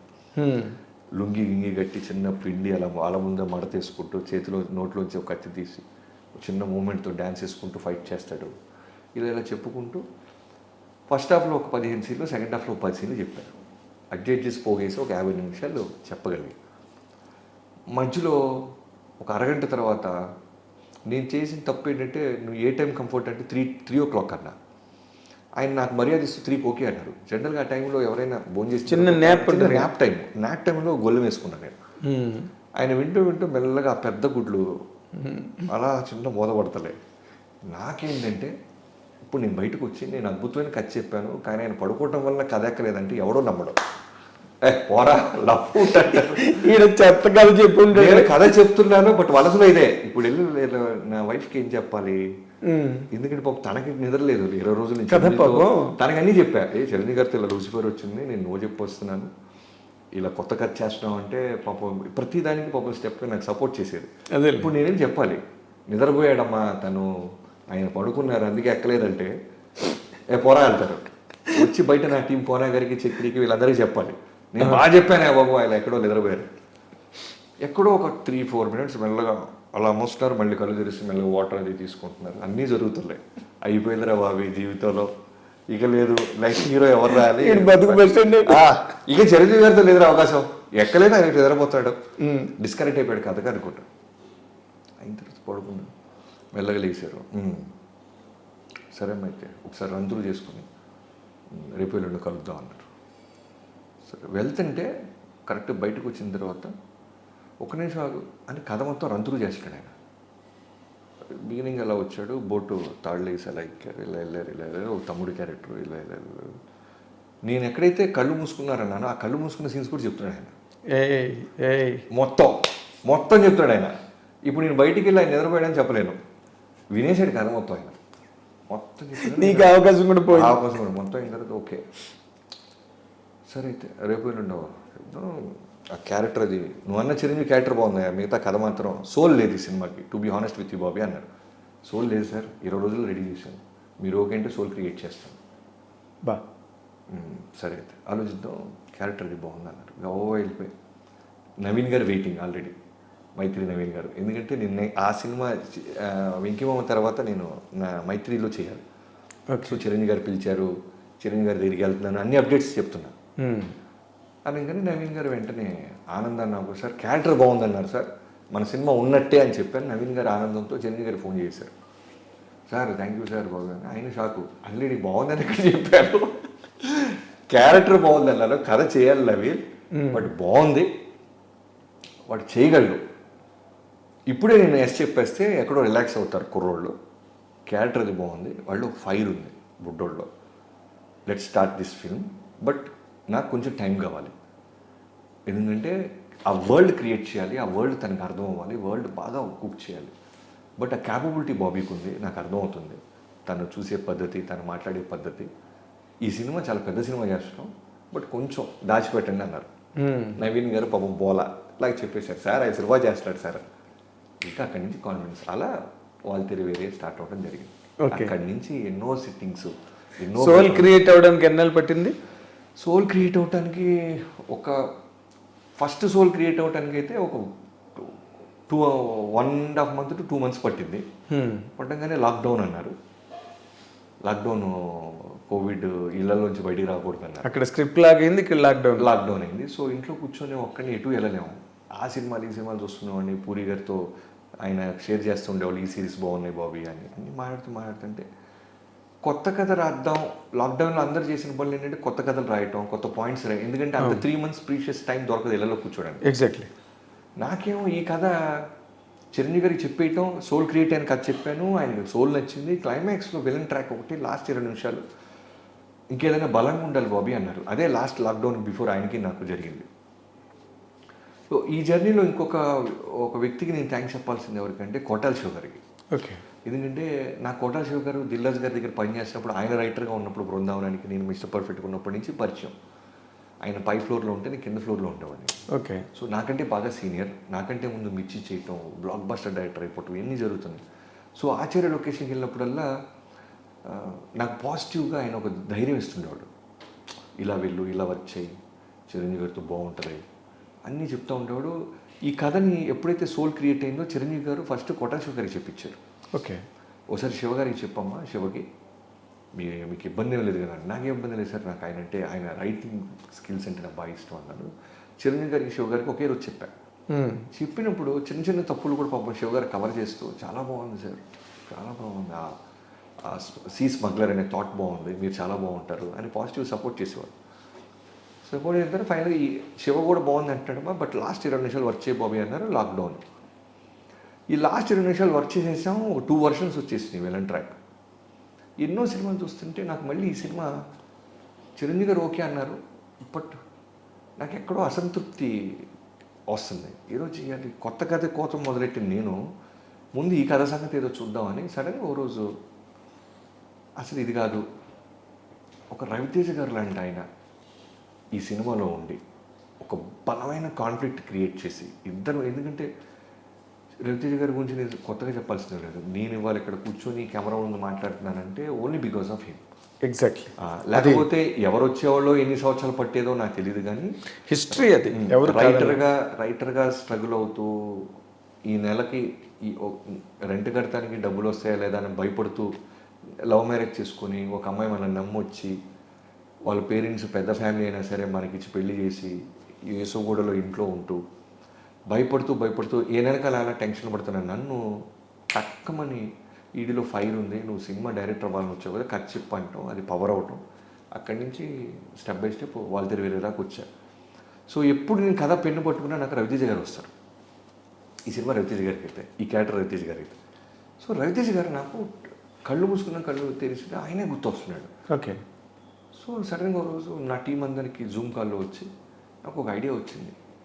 ఇది కాదు కదా, ఫస్ట్ హాఫ్ అంతా సీ స్మగ్లరే, బట్ అటు మలేషియా వచ్చి యుద్ధం చేస్తుంది ఒక శత్రువు కోసం. శత్రువు ఎవరా అంటే ఆడి జీవితంలో ఒక రవితేజ గారు వచ్చారు. రవితేజ శత్రువు ఏంటనేది అంటే ఇంటర్వల్ అవుతాం. సెకండ్ హాఫ్ నుంచి ఇద్దరు కొట్టుకు వస్తున్నారు, ఇద్దరికి పడదు, స్టెప్ బ్రదర్స్, ఒకే తండ్రికి పుట్టిన ఇద్దరు వేరు తల్లులు కొట్టుకుంటున్నారు. ఇద్దరు మాస్టర్స్, ఇద్దరు ఎంటర్టైన్మెంట్ పుల్ చేయగలరు. ఒక 50 నిమిషాలు కనుక మనం అడుగు తొబ్బితే ఫస్ట్ పైసా వసూలు, జనాలు అసలు కథ అడగడం అనగానే వెంటనే మా వాళ్ళందరూ హై ఫీల్ అయ్యారు. ఇప్పుడు నేను చిరంజీవి గారికి చెప్పాలి, ఆయన ఆల్రెడీ సోలో కథ ఓకే అనేసాడు. తమ్ముడు పాత్ర ఉండేది కానీ చాలా మినిమం చిన్న క్యారెక్టర్, అదే నాట్ లైక్ స్టార్. అదే. సో ఫస్ట్ శివ గారికి అప్పుడే మెల్లగా ఓ సడలింపు ఇచ్చారు, 2 hours బయటికి వెళ్ళొచ్చు అని గవర్నమెంట్. శివ గారు ఒకసారి మీరు ఆఫీస్కి రావాలంటే రాబోవి అన్నారు. వెళ్ళాము. శివ గారు నేను నిలబడి ఉన్నాం దూరంగా, ఆయన మాస్క్ పెట్టుకున్నాను, నేను మాస్క్ పెట్టుకున్నాను. శివ గారు ఏం లేదు, మీకు ఆ కథ అంతా తెలుసు కదా, ఇప్పుడు ఈ కొత్త వర్షన్ చెప్తాను, వర్షన్ ఒకసారి వినండి, బాస్కి చెప్పచ్చో లేదో.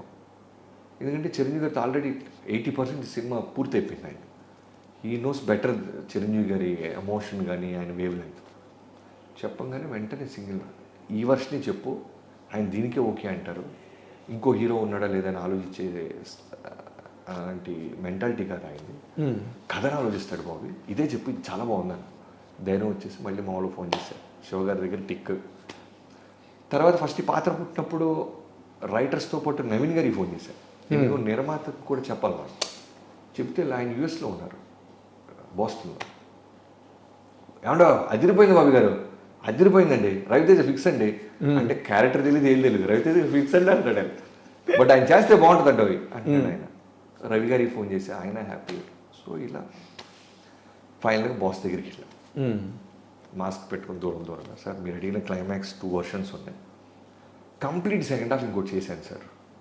ఆ 2 వర్షన్స్ తీసేసి ఫస్ట్ ఈ సెకండ్ హాఫ్ కొత్త వర్షన్ అని చెప్పు బాబీ అన్నాడు. స్టార్ట్ చేయగానే రవితేజ గారు పేరు చెప్పట్లా నేను. సెకండ్ హాఫ్ ఓపెన్ చేసి ఒక ఇంటర్వ్యూకి ఒక క్యారెక్టర్ వచ్చాడు సార్, సెకండ్ హాఫ్ ఓపెన్ చేసి రవి ఇది అన్నాడు. ఎందుకంటే నేను బాడీ లాంగ్వేజ్ నేను చెప్తున్నప్పుడు ఏంటంటే ఎవరి బాడీ లాంగ్వేజ్లో వాళ్ళకి నాకు తెలియకుండానే నేను అదేలే ఆ పరకాయ ప్రవేశంలాగా ఎక్కడో ట్రై చేస్తుంటా. అదే చిన్నప్పుడు స్కూల్లో అబద్ధాలు చెప్పినప్పుడు ఈ గొడవ ఉంటుంది. సో రవితేజ గారన్నా, చిరంజీవి గారన్నా, ఇప్పుడు చేయబోతున్న బాలకృష్ణ గారికన్నా ఎవరిదైనా సరే ఆ క్యారెక్టర్ తప్ప నాకు వేరే క్యారెక్టర్లు ఇంకా కనబడం. అదే you can manifest them. Ravi కదా ఇది అన్నారు. ఇది రవి కదా అన్నారు. అవును. అదిరిపోయిందే, ఇప్పుడేమవుద్ది అన్నారు. టక అదిరిపోయింది, ఇదే చేస్తున్నామని అన్నారు. కంప్లీట్గా ఆ కథ సెకండ్ హాఫ్ షెల్ఫ్ పక్కన పెట్టాం. ఇప్పుడు రవితేజ గారికి చెప్పాలంటే అంత ఈజీ కాదు. ఎందుకంటే అప్పటిదాకా ఎప్పుడు అయినా ఒక స్టార్ హీరో అయిన తర్వాత ఎప్పుడు సపోర్టింగ్ రోల్స్ చేయలేదు. పైగా ఆయనకి నాకు ఒక గురు శిష్యుడు అంటారా, ఒక ఫాదర్ అండ్ సన్ అంటారా, ఒక మెంటర్ ఇదంటారా, విపరీతమైన ఎమోషనల్ జర్నీ ఉంది ఆయనకి నాకు. ఎవరి విషయమైనా టక్కున తొందర పడచ్చేమో కానీ నేను పడచ్చేమో కానీ ఆయన దగ్గర అసలు పడను. ఎందుకంటే ఇవాళ కూర్చుని ఆయన ఇచ్చిన అవకాశం బాగా వర్క్ చేస్తున్నాం. నాకు ప్రొడ్యూసర్స్కి, నాకు నా రైటర్స్కి, నాకు చిరంజీవి గారికి, నాకు కోట శివ గారికి తప్ప 3 ప్రపంచాన్ని తెలియదు. అప్పుడు మీడియా వాళ్ళు రానా చేస్తున్నాడంట, ఇంకోళ్ళు ఎవరో చేస్తున్నారంట వస్తూ ఉంటాయి. ఇంకో కీలకమైన క్యారెక్టర్ ఉందంట. ఓసారి ఎవడో రవితేజ అని నెంబర్ ఆఫ్ ఆప్షన్స్ అది కూడా వేశారు, అందరు నవ్వుకున్నారు. 6 నెలల తర్వాత రవితేజ గారి దగ్గరికి వెళ్ళి కథ చెప్పడం జరిగింది. 6 months పట్టింది ఆ క్యారెక్టర్ బిల్డ్ అవటానికి. ఉన్నది 50 minutes అయినా but it took 6 months of time. అంతా కూర్చొని వండాం. ఒక్కొక్క సీను పొదురుగా ఉండాలి, చనిపోయే సీన్ ఎమోషన్గా ఉండాలి. ఈ రవితేజే కరెక్ట్ అనిపించాలి జనానికి. పైగా రవి గారు ఇప్పుడు మాట అనేవాడు, మైత్రి రవి గారు, ఏమండి రవితేజ గారిని తీసుకురావటం నిర్మాతలుగా మాకు ఎక్కడో బర్డెన్, తెలియని బర్డెన్. ఎందుకంటే చిరంజీవి గారి సినిమా అంటేనే ఓ బిజినెస్ అవుద్ది, అది సరిపోతుంది జనరల్ ఓ నిర్మాతకి. రవితేజ గారు అనేసరికి చెప్పుకోవడానికి వినడానికి డెఫినెట్గా క్రేజీ ప్రాజెక్ట్, కానీ ఎక్కడో ఇనీషియల్గా ప్రొడ్యూసర్ లెక్కలో బర్డెనే. 100% అది కూడా దాటి మీకు ఇస్తున్నాం, మేము ఇస్తాం కూడా, ఎందుకంటే మాకు చూడాలని ఉంది ఆ కాంబినేషన్ని. కానీ ఒకటే గుర్తుపెట్టుకోండి బాబీ గారు, మీకు ఇవ్వాలే చెప్తున్నాను, మిస్ఫైర్ అయితే మిమ్మల్ని ఎక్కి దొబ్బేస్తారు మీడియా, రివ్యూస్ కానీ, మీడియా వాళ్ళు కానీ, ఫ్యాన్స్ కానీ. ఇద్దరు హీరోని హ్యాండిల్ చేయలేకపోయావు అంటారు. మీరు మీ భుజాల మీద పడుతుంది, మా బ్యానర్కి ఏం కాదు. మేము ఒక మంచి సినిమా కోసం పోరాడాము, ప్రయత్నించామని అందరూ అంటారు. బట్ మీరు నలిగిపోతారు చూసుకోండి. కాబట్టి అంటే ఆయన ఇండైరెక్ట్గా చెప్తుంది ఏంటంటే ఒళ్ళి దగ్గర పెట్టుకొని రాయి, ఇది రూడ్గా చెప్పలేక మీరు నలిగిపోతారు, మీకు రవితేజ గారిని ఇస్తున్నాం బట్ హ్యాండిల్ విత్ కేర్ అంటారు కదా. అది ఆ మాట నా చెవులో బాగా బలంగా పడిపోయిన తర్వాత ఇప్పుడు రవితేజ గారికి చెప్పాలి. ఫస్ట్ ఆయన ఓకే అంటాడు తెలియదు, ఓకే అంటే జనానికి నచ్చాలి. సో ఇలా ఫైనల్గా 6 నెలల తర్వాత రవితేజ గారికి చెప్పడం. రవితేజ గారు ఎలా కన్విన్స్ అయ్యారు దీనికి? అంటే ఈ 6 నెలలు రెగ్యులర్గా నేను జనరల్గా బయట హీరోలు, నేను పనిచేసిన హీరోల్ని ఎప్పుడైనా బర్త్డేలకి, న్యూ ఇయర్కి వాటికి విషెస్ పెడతాను తప్ప, రెగ్యులర్గా ఇప్పుడు బయట కనిపిస్తే తప్ప నేను పర్సనల్గా టైం తీసుకెళ్ళి కూర్చొని మాట్లాడి. ఎందుకంటే మీకు ముందే ఇంటర్వ్యూ స్టార్టింగ్లో చెప్పింది, చాలా ఇంట్రోవర్ట్ని, చాలా తక్కువ లిమిటెడ్ ఫ్రెండ్స్ ఉంటారు, ఏళ్ళ మీద ఉంటారు 3-4 ఫ్రెండ్స్. ఆ విషయం మొత్తం మీడియాలో తెలిసింది నా ఒక్కడికే. సో సినిమా అయిపోతే ఇంటికి వెళ్తాను, మా పాపతోనే నా ప్రపంచం, ఫ్యామిలీ. సో కానీ ఒకే ఒక హీరోని నేను ఎప్పుడూ కలవాలనుకుంటుండేది మాత్రం రవితేజ గారిని. Irrespective of any project, any development మేము చేస్తామో లేదో పక్కన పెడితే, జనరల్గా వెళ్ళి కింద బాయ్ని పిలిచి అరే ఒక ఆమ్లెట్ ఏరా, పప్పుచారు అన్నం ఏముందిరా కలిపి తీసుకురారా అని ఒక హీరో దగ్గరికి వెళ్ళి చెప్పుకునే అంత వచ్చాను ఒక రవితేజ గారి దగ్గరే ఉంది. ఓకే, డైరెక్ట్గా వెళ్ళిపోవచ్చు నేను వంటగదిలోకి, అపాయింట్మెంట్ కూడా తీసుకోకర్లేదు. ఓకే, ఈ 6 నెలలు కలుస్తూనే ఉన్నా. లాక్డౌన్ గురించి మాట్లాడుకుంటున్నాం, వ్యాక్సిన్లు వస్తే ఆయన నేను వాళ్ళ ఫాదర్గా అందరు కలిసి వెళ్ళి వ్యాక్సిన్ వేయించుకున్నాం కలిసి. బట్ నేను ఎక్కడ క్వశ్చన్ పేపర్ లీక్ చేయట్లా. మీ మీద నేను ఇలా పాత్ర అనుకుంటున్నాను, ఆల్రెడీ చిరంజీవి గారికి ప్రొడ్యూసర్స్కి అమ్మేసాను థాటలు కూడా చెప్పట్లా.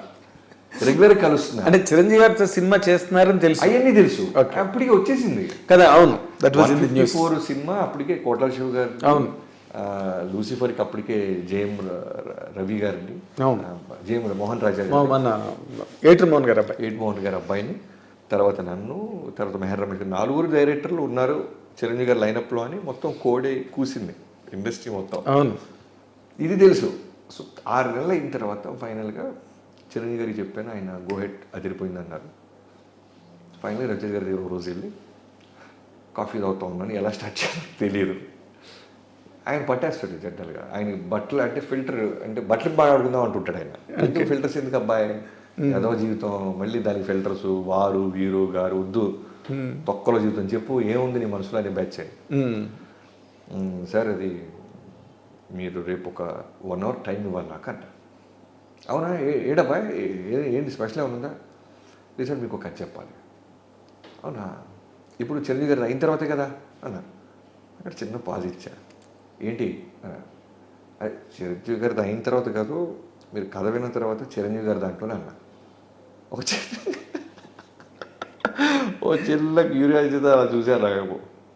నాకు అది చిరంజీవి గారి సినిమాలో నా మీద ఏమైనా అనుకుంటున్నావా అని. అవన్నీ వద్దు సార్, నాకు టెన్షన్గా వద్దాయి. నాకు 1 hour ఇస్తే మీకు కథ చెప్తా, మీకు నచ్చితే చేదురు కానీ లేదంటే లేదు అన్న. నా గోడు వెళ్ళబోసుకుంటాను రేంజ్లో. ఎందుకంటే నాకు వేరే సెకండ్ ఆప్షన్ లేదు. మీకు ఫిక్స్ అయిపోయి 6 నెలల నుంచి. అవును, చిరంజీవి గారు fix, producer fix, team fix. నేను వాళ్ళిద్దరు సినిమా నేను చూసి, మీరు చూసిన వాళ్ళ తిరిగి నేను చూసేసా 6 నెలల క్రితం. అదే నీకు ఇప్పుడు చెప్తున్నా, వార్నింగ్ కూడా వచ్చేసింది. సో ఫైనల్గా అంటే మీరు కదేనండి సార్, నచ్చితే చేద్దాం లేదంటే లేదన్న. వద్దులే అబ్బాయి, ఎందుకు అంటే షెడ్యూల్స్ అన్నీ టైట్గా ఉన్నాయి, బ్యాక్ టు బ్యాక్ సినిమాలు ఉన్నాయి. ఈ టైంలో నేను అన్నయ్య సినిమా విని నువ్వు చెప్పినంత సింపుల్గా ఉంటావు, నేను విని నచ్చలేదంటే మళ్ళీ అన్నయ్య దగ్గర రవి నచ్చక వదిలేశాడనే మాట నాకెందుకు. నేను ఆయన చాలా బాగా అన్యోన్యంగా ఉంటాం, తోడబుట్టిన సొంత అన్నతమ్ముళ్ళగా ఉంటాం, అన్నయ్యది వదిలే అన్నాడు. నేను వెంటనే సార్ మీరు నమ్ముతారు లేదు, నా వృత్తి మీద ఒట్టేసి చెప్తున్నా, మీరు కథ వినండి, నచ్చలేదంటే మీకు నాకే, రవి గారికి చెప్పను, నవీన్ గారికి చెప్పను, చిరంజీవి గారికి చెప్పను, నా టీం కూడా చెప్పను. ఇవాళ ఇక్కడ కలుసిన సంగతి ఎవరికి తెలియదు. నచ్చితే టాప్ ముందు తీసుకెళ్ళను ఫర్దర్, నచ్చితే న్యూస్ అవుతుంది, నచ్చలేదంటే ఒక కాఫీ వేస్ట్ మీకు అంతే అన్నాడు. వద్దులే బాబు నా మాట డా, నువ్వు సినిమా చేసుకురా, నీ చెప్తాగా ఎప్పుడు, నువ్వు ఎప్పుడు వచ్చినా మోస్ట్ వెల్కమ్, నువ్వు కథ చెప్తే నేను చేస్తా, ఇవన్నీ వద్దులే అబ్బాయి నా మాట దా అని కింద దాకా వచ్చి కారెక్కిచ్చాడు. వెళ్ళిపోయా, అయ్యో కదలట్లేదు వెళ్ళి నాకు.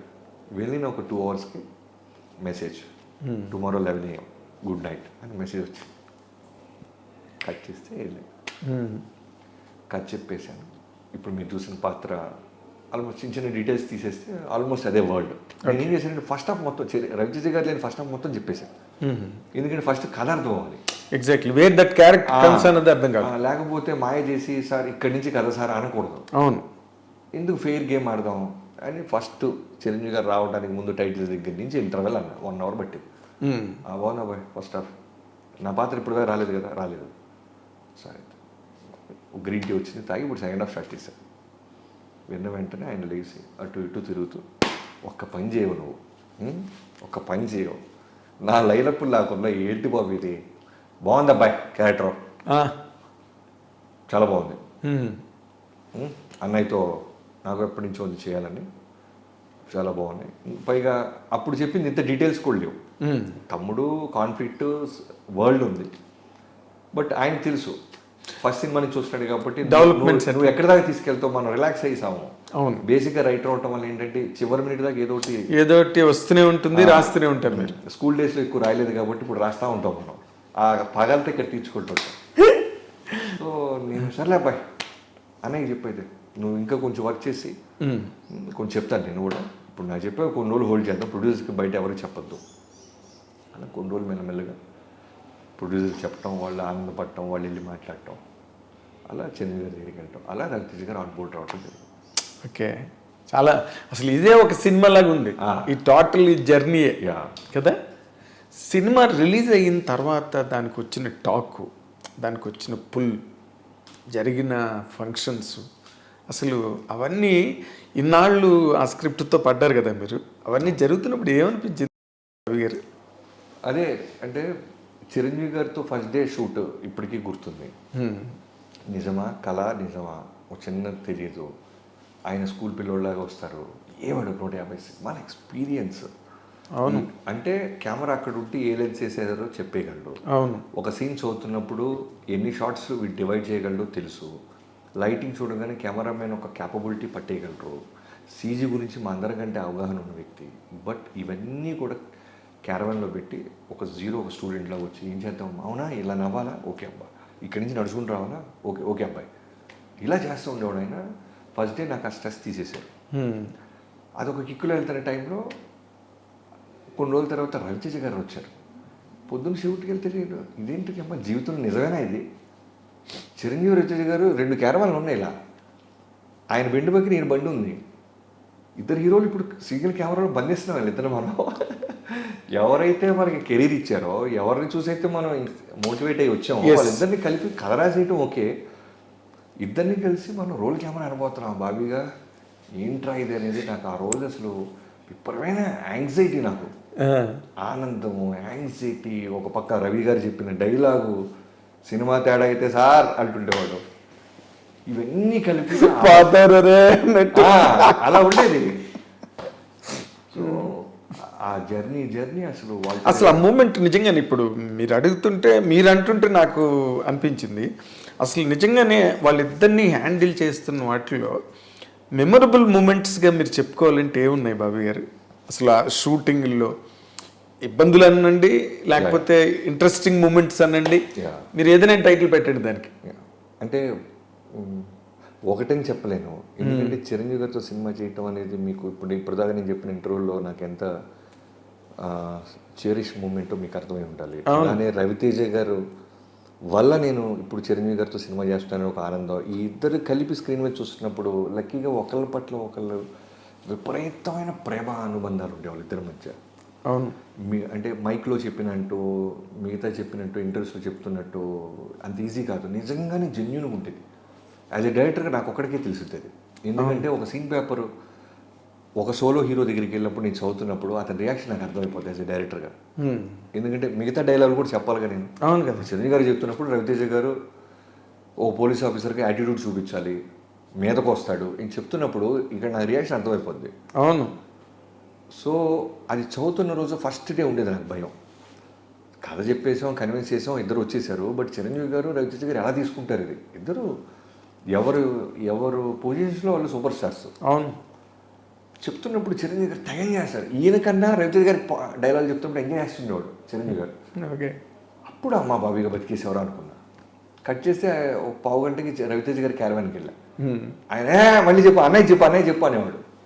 ఆయన ఇది రోలాక్స్, మీరు వెళ్ళి చిన్న వార్నింగ్ ఇస్తుంటే, అంటే పడవలో చేపలు పట్టుకుంటే మత్స్యకారులకి రోలెక్స్ వాచ్లు, పొరాడా చెప్పులు, వర్సాసే టీషర్ట్లు ఆయన నుంచి వస్తలేరా అంటే, ఇది నాది రోలెక్స్ అని చెప్పు బొబ్బాయ్ అంటాడు చిరంజీవి. సో ఇలాంటివన్నీ చెప్తుంటే తెగ చేస్తాడు రవితేజ గారు. సో ఇవన్నీ కూడా ఏంటంటే నేను టెన్షన్ పడి ఏదన్నా ఇబ్బంది పడతామేమో అని యాజ్ ఎ డైరెక్టర్ నాకు ఎక్కడో ఉండేది. బట్ ఇవన్నీ పాజిటివ్ జరుగుతుంటే బ్యూటిఫుల్ మూమెంట్స్. నాకు నేను అనుకున్న కథని, ఏ రవి ఓ పని చేయి, రవి నువ్వు పని చేయి, ఇలా వచ్చి నా మీదకి వచ్చి నా మొహం మీదకి వచ్చి వార్నింగ్ అనేవాడు ఆయన. అనే ఓకే ఇవ్వయ్యా అంటే నీ మీదకి వచ్చేవాడు. రవితేజ గారు అనే ఓ పని చేయను, ఇలా పట్టుకో అన్నయ్య, అనే నా మీదకి రా అన్నయ్య, లేదా డై అని నా పక్కన ఉండి కొట్టనయ్య, ఇలా రవితేజ గారు చెప్తుండేవాళ్ళు. ఒకళ్ళనొకళ్ళు డైరెక్ట్ చేసుకుని ఒకళ్ళు ఒక డైరెక్టర్ చెప్పిన కథలో మన ఇద్దరు ఇంత ఫ్లెక్సిబుల్గా ఉంటే ఈ అవుట్పుట్ బాగా ఇస్తాడు అనేది వాళ్ళకి అర్థమైపోయింది. ఎగ్జాక్ట్లీ. ఒక పర్టికులర్ సీన్లో అయితే చిరంజీవి గారు ఇలా నిలబడి ఉంటారు. ఫస్ట్ టైం రవితేజ గారు పోనకాల్లో సాంగ్ ఎండ్ మధ్యలో రవితేజ గారు వస్తారు. ఎండ్కి వచ్చేసరికి సాంగ్ అయిన తర్వాత నడుచుకుంటూ వచ్చి చిరంజీవి గారి మీద చెయ్యేస్తాడు అన్న బిల్డప్ ఇచ్చి ఆయన షోల్డర్ల కారణం పట్టుకొని ఎత్తి నేల మీద కొట్టాలి. సో ఇద్దరి మధ్య వాళ్ళకి కనుక ఆ బ్యాలెన్స్, అభిమానం లేకపోతే ఇంపాసిబుల్ ఆ షాట్ తీయటం.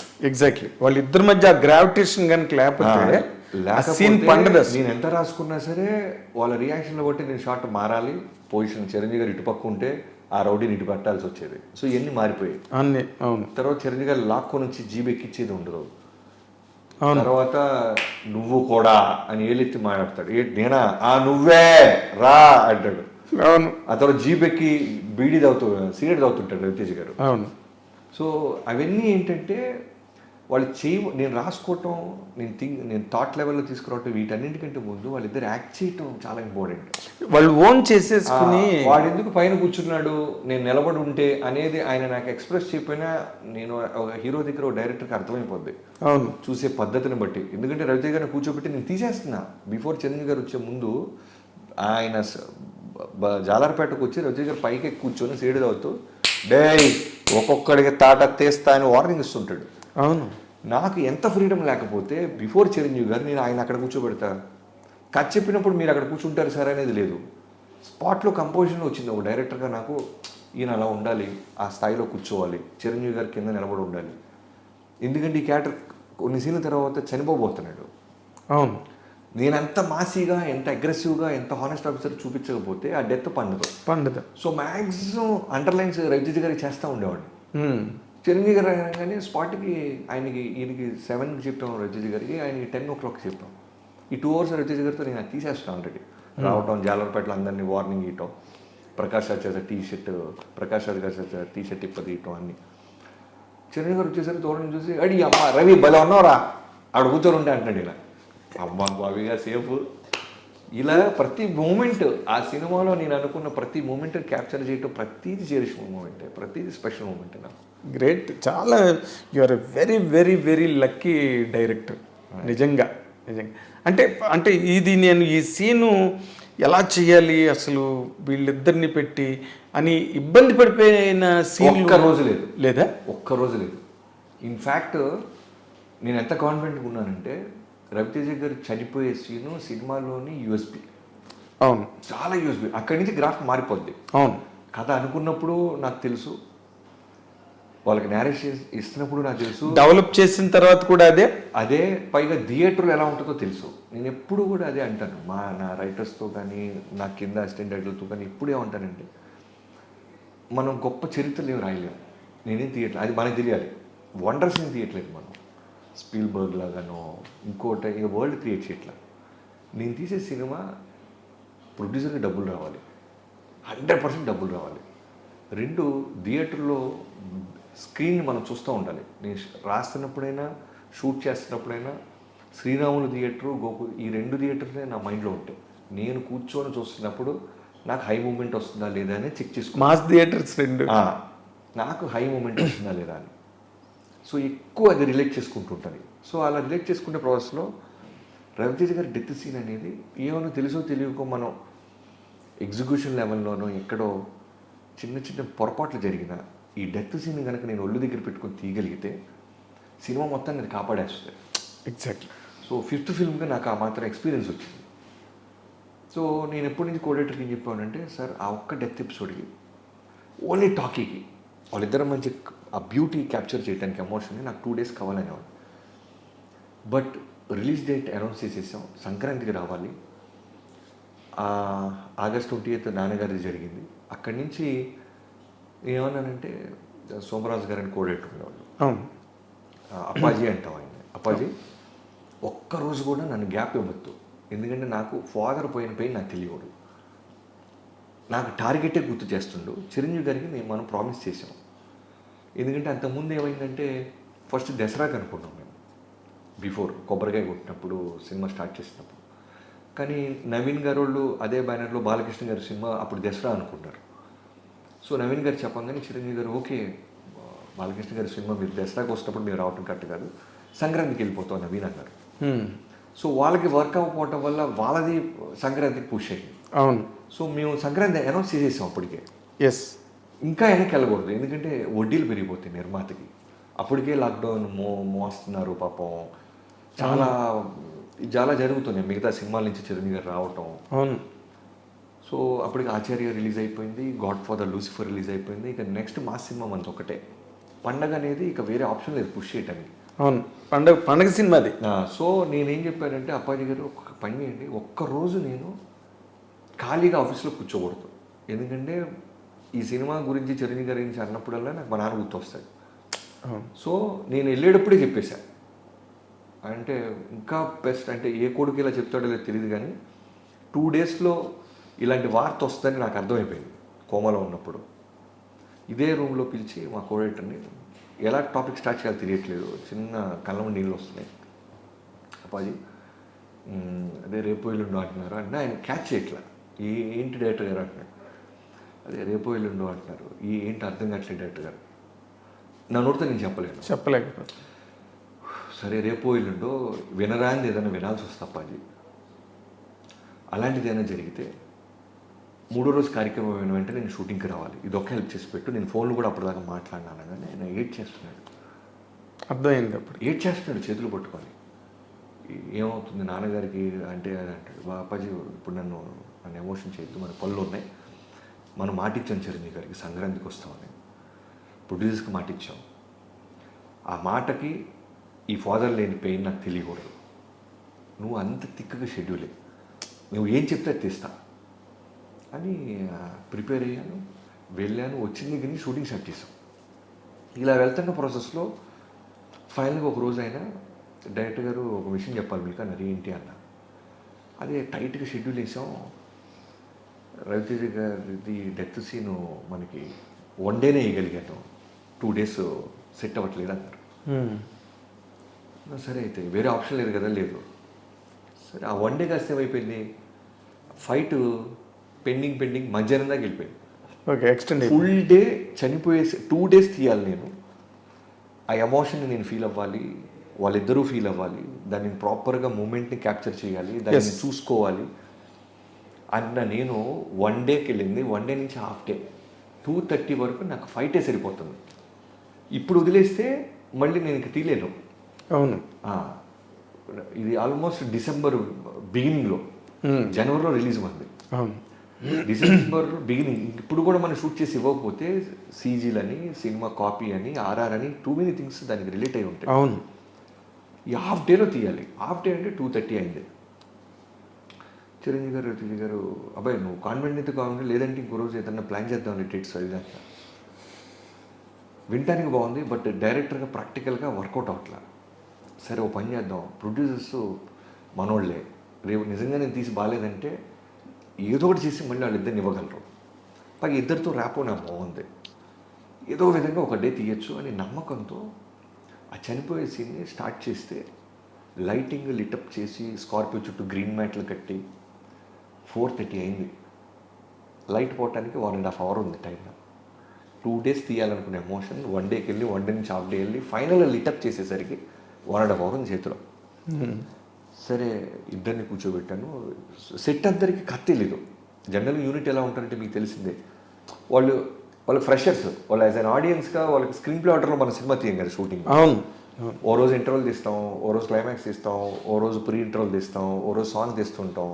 అవును, వాళ్ళకి బాగుంది బాగాలేదో అర్థమవుతుంటుంది, టోటాలిటీ అర్థం అవుతుంది, సీన్లు పండుతూనే లేదో అర్థం అవుతుంది, ఏం తెలియదు. దాంతోపాటు నార్త్ ఇండియన్స్ లైట్ అని నార్త్ ఇండియా నుంచి యూనిట్ వచ్చేది. వాళ్ళకి తెలుగు సగం రాదు, సగం మందికి గోలగా ఉన్నారు వాళ్ళు. సైలెన్స్ అన్నా సరే మోర్ దాన్ 1 minute కంటే హోల్డ్ చేయలేకపోతాం, మళ్ళీ మాట్లాడుతుంటారు జనరల్గా. ఎందుకంటే పనే, అవును, అరే దాన్ని అది తోసేరా, దాన్ని ఉదరావు ట్రాక్ దాలో, ఈ గోల ఎక్కువ ఉంటుంది. అవును. సరే ఇద్దరిని కూర్చోబెట్టి సీన్ ఎక్స్ప్లెయిన్ చేశాను మళ్ళీ ఒకసారి. అన్నయ్య ఇది మీరు, ఇది రవి గారు, ఇలా మాట్లాడుతుంటే ఓపెన్ చేయ అబ్బాయి, స్కార్పియోలో అంటున్నావు కాబట్టి మీ ఇద్దరం డ్రైవింగ్ సీట్లో నేను, ఈ సీట్లో రవి ఉంటారు, నువ్వు వెనకాల ఉండి నీ ఎమోషన్ని ఒక్కసారి నేను టేక్కి వెళ్ళే ముందు ఒక్కసారి మళ్ళీ రన్ త్రూ చేయి, డైలాగులు మర్చిపోదాం, ఎమోషన్ మీదే ఫోకస్ చేద్దామని రవితేజ గారు చిరంజీవి గారు అనటం జరిగింది. వెళ్ళిపోయి నేను ఇప్పుడు మానిటర్ చూడలేను, డైరెక్ట్గా మానిటర్ చూడాల్సింది నేను. వెనకాల కూర్చొని వాళ్ళకి చిన్నపాటి ఆ మూడ్ క్రియేట్ చేసి ప్రాంప్టింగ్స్ పొజిషన్లోకి వెళ్ళిపోయినాయి. ఎందుకంటే ఈ ఏడీస్ అంత 100% అంత షార్ట్ టైంలో ఎగ్జాక్ట్గా నేను చూసుకునే ఎమోషన్ వాళ్ళు చెప్పలేరు. సో మానిటర్ లేదు నా దగ్గర. సరే మీరు చూస్తే ఆ సీన్లో వెనకాల నేను పడుకొని ఉంటాను స్కార్పియోలో, కెమెరాకి తెలియకుండా. ఓకే. సో బిగినింగ్ టేక్ ముందు మొత్తం ఇది మాట రోల్ కెమెరా యాక్షన్ నేనే అనేసాను. చేస్తే ఇద్దరు చేసేసారు. బయటకు వచ్చి మానిటర్ చూస్తున్నాను, నాకు టెన్షను బాగా వచ్చిందా లేదా అని. 5 అంతా అయింది. చూస్తుంటే చిరంజీవి గారు, రజనీ గారు ఇద్దరు రావట్లేదు మానిటర్ దగ్గరికి. బాబీ గారిని చూడండి, ఆడికి ఒక కన్విక్షన్ ఉంటుంది కదా, లేదంటే 1 more చేద్దాం. చూస్తున్నా దాన్ని మళ్ళీ ప్లే అంటే నేను రియలైజ్ అయింది ఏంటంటే హోల్ సెట్ సైలెంట్గా ఉంది. హోల్ సెట్ 300 మంది సైలెంట్గా ఉన్నారు. అప్పుడు నాకు గూజంస్ ఇలా వచ్చినాయి. ఈ సీన్ పండిందిరా బాబు, వీడి అమ్మ ఆర్ఆర్ లేకుండా నాకు కూడా సైలెంట్ అయిపోయారంటే సీన్ పండింది, వీడు చచ్చిపోతున్నాడు, ఇలా అన్న బాధపడుతున్నాడు అనేది వాళ్ళకి అర్థమైంది. లాంగ్వేజ్తో సంబంధం లేకుండా. అదే హిందీ వాళ్ళు వాళ్ళకి అర్థమైంది. ఆగిపోయారు, ఎవడు మాట్లాడట్లేదు. నేను సైలెన్స్ అని అరవట్లేదు. Whole unit pin drop silent. అందరూ మౌనంగా అలా చూస్తున్నారు. ఇక్కడికి వచ్చి వర్కౌట్ అయిపోయింది అనేసి ఇప్పుడు ఫ్రంట్ అయిపోయింది. ఇప్పుడు ఈ సెషన్ ఒకటి, ఈ సెషన్ ఒకటి చాలా. ఇటు ఒకటి పెట్టాను సింగిల్ టేక్, ఇటు ఒకటి పెట్టాను సింగిల్ టేక్, ఒకటి క్లోజప్ అయిపోయింది. 6:20కి ప్యాకప్. వారిని అసలు మామూలు కాదు ఇది. ఆ రోజు నేను మెంటల్గా ఫిక్స్ అయ్యాను, ఓకే వండర్ జరిగిపోయింది ఈ సినిమాలో. ఎప్పుడైతే లాంగ్వేజ్ రాని వాళ్ళకి, కథ తెలియని వాళ్ళకి, ఓ రవితేజ గారు అన్నయ్య అనుకుంటూ వచ్చి భుజం మీద చేసి తీసుకెళ్ళి స్కార్పియోలో కూర్చోపెట్టి చనిపోతున్న మూమెంట్ని వాళ్ళు చూసి పిన్ డ్రాప్ సైలెంట్ అయిపోయి ఎమోషనల్గా ఫీల్ అవుతున్నారంటే దీనికి ఆర్ఆర్ యాడ్ అవుద్ది, రికార్డింగ్ యాడ్ అవుద్ది, పర్టికులర్ స్క్రీన్ ప్లే టైంలో వస్తుంది. అయ్యో బాబోయ్, అసలు అది థియేటర్లో ఆ సీన్ ఎలా ఉంటుందంటే ఇప్పుడు మీరు చెప్తుంటేనే నేను I'm getting war burdened with that emotion. ఆ గుర్తొచ్చి అసలు ఆ క్షణంలో తీసిన మీరు ఫస్ట్ టైం గ్లిజరిన్ ఉండదు, ఇద్దరు గ్లిజరిన్ వేసుకోవాలా, ఇద్దరు డైలాగ్ అప్పుడు చూసుకోవాలా. ఒకసారి సీన్ నేను ప్రాంప్ట్ చేయటం అంతే, ఇద్దరు. దాంట్లో ఇంకా బ్యూటీ ఏంటంటే బీడీ తీసి రవితేజ గారి నోట్లో చిరంజీవి గారు పెడతారు. అలా ఇది ఒకళ్ళు చెప్తే రాదు, వాళ్ళిద్దరు ఫీల్ అవ్వాలి. ఎగ్జాక్ట్లీ, షేర్ చేసుకుని నా తమ్ముడు చనిపోతున్నాడు ఇంకో ఫ్యూ సెకండ్స్లో అని. నీ అమ్మ అన్నతో బ్యూటిఫుల్ మూమెంట్స్ లేవురా, ఎదిగిన తర్వాత మనం పెరిగిన తర్వాత చనిపోతున్నాను ఏంటి, మా అన్నని మిస్ అయిన ఆయన, వాళ్ళిద్దరు బలంగా నమ్మారు. అది దాన్ని ఒక వాళ్ళతేరే వేరే కథగానో ఇది ఒక సినిమాలోకి వాళ్ళిద్దరు ఆ క్షణం ఫీల్ అవ్వాలి. సొంత అన్న తమ్ముళ్ళకి వాళ్ళు ఫీల్ అయ్యారు. అదే మనకి అసలు మీరు చెప్తున్నదంతా వింటే నేను I'm reliving all those moments in auditorium. First day మేము షో చూడడానికి వెళ్ళినప్పుడు ఏవైతే ఫీల్ అయ్యామో వాటికి ఒక 1000 times ఎక్కువ ఫీలింగ్ వచ్చింది. And you're narrating all that what has exactly happen that day. అయితే సినిమా రిలీజ్ అయ్యి అసలు వరల్డ్ రికార్డ్ రేంజ్లో రికార్డులన్నీ బదులు కొట్టేసి అసలు ఇండస్ట్రీ చరిత్రని మళ్ళీ తిరగరాసి మెగా స్టామినా అంటే. అయితే చిరంజీవి గారిలోని గొప్పతనం మళ్ళీ ఆ రోజు సక్సెస్ మీట్లో చెప్పారు కదా, ఎఫ్ఎన్సిసిలో జరిగిన దాంట్లో నా తమ్ముడు రవితేజ కనుక లేకపోతే సినిమాలో అసలు ఇంత సక్సెస్ ఉండదని. చాలా గ్రేట్ ఆ విషయం కదా. ఎప్పుడు కూడా మీడియా పరంగా కాదు, లేకపోతే పబ్లిక్ పరంగా కాదు, పర్సనల్గా లేకపోయినా పర్సనల్గా కూడా రవిని మళ్ళీ న్యాయం చేశాడు బాబీ. రవి గాడే కరెక్ట్, రవి కరెక్ట్, అడు చంపేశాడమ్మా, కన్నీళ్ళు తెప్పించేసాడమ్మా అనుకుంటాడు. ముందు అన్నది కూడా ఆయనే కదా, ఆయనే క్యారెక్టర్ చెప్పగానే మీరు రవి కదా అని. అంత అసలు ఎంత 6th sense ఉండాలి, ఎంత అండర్స్టాండింగ్ ఉండాలి దాని మీద. ఎందుకు పర్టికులర్గా నాకు వాల్తేరి వేరే అన్న తర్వాత నాకు ఇంట్రడక్షన్, ఇంటర్వల్ ఫైట్ ఇవన్నీ క్లాప్ మూమెంట్స్ అయినా డైరెక్టర్గా నేను ప్రౌడ్గా ఫీల్ అయ్యేది కొన్ని సీన్స్ ఉంటాయి. అవును, నాకు పర్సనల్గా దాంట్లో పోస్టర్ మీద బురద పడితే లుంగితో చిరంజీవి గారు తుడిసే సీన్ ఉంటుంది. అది ఒక మ్యాజికల్ మూమెంట్. అది రవితేజ గారి డెత్ సీను. ఆ సీన్ నిజంగా కూడా అంత నమ్మి చేయక్కర్లా చిరంజీవి గారు, ఊరికే ఒకసారి తుడిస్తే సరిపోద్ది. బట్ ఆయనే 2-3 సార్లు తుడిసేసి బురద ఆయనే కొంచెం వేసేసి అంటే పైగా మీకు ఆ సీన్ గురించి చెప్పాలి. ఇది కూడా ఎక్కడ చెప్పాలా. ఫస్ట్ ఆ సీన్ మేము ఎక్కడో ఒక లైవ్ లొకేషన్లో అనుకున్నాం, not Ramoji film city, colony ఏదో అనుకున్నాం. ఎక్కడంటారు అది, మన రామోజీ ఫిల్మ్ సిటీ వెళ్తున్నప్పుడు దిల్సుఖ్ నగర్ తర్వాత ఏదో వస్తుంది. అవును, వనస్థలిపురం, అక్కడ ఎక్కడో ఒక రియల్ కాలనీలో ప్లాన్ చేసాం. మీకు చెప్పాను కదా, నాకు రెక్కీకి వెళ్ళే టైం కూడా లేదు. ఆ సీన్ ప్రతిరోజు షూటే, exactly 91 days non stop shoot. 91 days. Maybe నాకు తెలిసి మ్యాసివ్ పొరపాటున ఏదన్నా ఒక హాఫ్ డేనో సండేనో లేకపోతే ఆ రోజు పెను తుఫాన్ వచ్చో ఏదన్నా వచ్చి ఆగటం తప్ప 91 days నాన్ స్టాప్ షూట్ వాల్తేరువేరి. పొద్దున్నే బండి ఎక్కటం, సినిమా షూటింగ్కి వెళ్ళటం, షూట్ చేయటం, ఆఫీస్కి రావటం, నేను వచ్చేసి నా రైటర్స్ అంతా ఉంటాం, రేపటి సీన్ రాసుకోవటం, ఓకే అయిన తర్వాత పైకి వెళ్ళటం, పైన సెకండ్ హాఫ్ హ్యాబిట్, ఫస్ట్ ఫ్లోర్లో ఫస్ట్ హాఫ్ హ్యాబిట్, రెండూ చూసుకోవటం, ఇంటికి వెళ్ళి పడుకోవటం, మళ్ళీ 5ంటికి లేకటం, మళ్ళీ 6ంటికి సెట్కి వెళ్ళటం. ఇదే 91 days నాది. కాన్ఫిడెంట్ ఉండేవాడిని. 3 months మ్యాసివ్ కోర్స్. అసలు అన్ని కూడా బలమైన సీన్స్, ఏది కూడా సాంగ్ అనో ఫైట్ అన్ని ఏ సీన్కి ఆ సీన్, ఏ ఎపిసోడ్కి ఆ సీన్ అలా ఉండే. కాదు, మిలిటరీ ట్రైనింగ్ కూడా ఇంతకన్నా మామూలు కొంచెం ఈజీగా ఉంటుందేమో. 3 నెలలు కంటిన్యూస్గా అంటే రియల్లీ. ఇప్పుడు ఆ సినిమా మీరు చెప్పినట్టుగా ఆ సినిమా రిలీజ్ అయ్యి అంత పెద్ద హిట్ అవ్వడం, ఆయన అన్ని చోట్ల కూడా చాలా ఓపెన్గా మీ గురించి కూడా అసలు ఎంత బాగా అంటే దాచుకోకుండా, ఇప్పుడు అంత పెద్ద హీరో నేను చేశాను అని అంటే అయిపోయింది, క్లోజ్, మొత్తం క్లోజ్. కానీ మా బాబీ అని మొన్న కూడా అవనిగడ్డలో 365 రోజులు ఆడింది. వాట్ ఈజ్ ఇట్ అండి అసలు? మీరు ఎక్స్పెక్ట్ చేశారా రామకృష్ణ థియేటర్లో? అంటే 1 year ఒక సినిమా ఇప్పుడున్న పరిస్థితుల్లో ఆడిద్ది అనేది ఎక్స్పెక్ట్ చేయడం అసలు impossible thing. Out of dream. 3 రోజులు 5 రోజులు 2 వారాల సినిమా ఇప్పుడున్న 2 వారాలు ఆడటం అంటే చాలు, నిర్మాత happy, director happy, fans happy. అలాంటిదే దాన్ని రన్ 300. ఇప్పుడు మీడియా పరంగా నేను హానెస్ట్గా చెప్తాను, ₹1 నిర్మాత దగ్గర నుంచి కానీ డైరెక్టర్ దగ్గర నుంచి కానీ ఆ సినిమా రన్కి ఏ విధమైన సపోర్ట్ మమ్మల్ని అడగలేదు ఎవరు. అది న్యాచురల్గా ఆడిందంటే రామకృష్ణ థియేటర్లో అవినిగడ్డలో ఆడింది ఆ సినిమా. అవును. సో పిలిస్తే నేను మొన్న 2 days బ్యాక్ వెళ్ళొచ్చాను. అవును. ఏదో పిలిచారు, పాపం మన సినిమా ఆడింది, యాజ్ ఎ డైరెక్టర్గా వెళ్ళాలని నేను ప్రొడ్యూసర్గా మైత్రి రవి గారు వెళ్తే మళ్ళీ ప్రీ రిలీజ్ ఈవెంట్ లాగా చేశారు వాళ్ళు. స్వామినాయుడు గారు కావచ్చు, అక్కడ ఉన్న మిగతా ఆ ఊరు రామకృష్ణ థియేటర్కి సంబంధించిన అవినిగడ్డ చిరంజీవి గారి అభిమానులు అయి ఉండొచ్చు. గ్రాండ్ ఒక ర్యాలీ పెట్టి తీసుకెళ్లారు, స్టేజ్ వేసారు, LED స్క్రీన్స్. 1 year గడిచిపోయిందా, మనం ఇంకా రేపు రిలీజ్ 11వ తారీఖు అనే మూమెంట్కి వెళ్ళాము. చిన్న డిజావో ఫీలింగ్ వచ్చింది నాకు, మైత్రి రవి గారికి. డిజావో. ఇప్పుడు ఇన్ జనరల్గా అంటే అక్కడికి వెళ్ళగానే దిగ్గానే ఎలా అనిపించింది అసలు? అదే చెప్తాను కదా, సేమ్ లాస్ట్ ఇయర్ ఈ టైంకి ప్రీ రిలీజ్ ఈవెంట్స్లో ఉండేవాళ్ళం. అవును.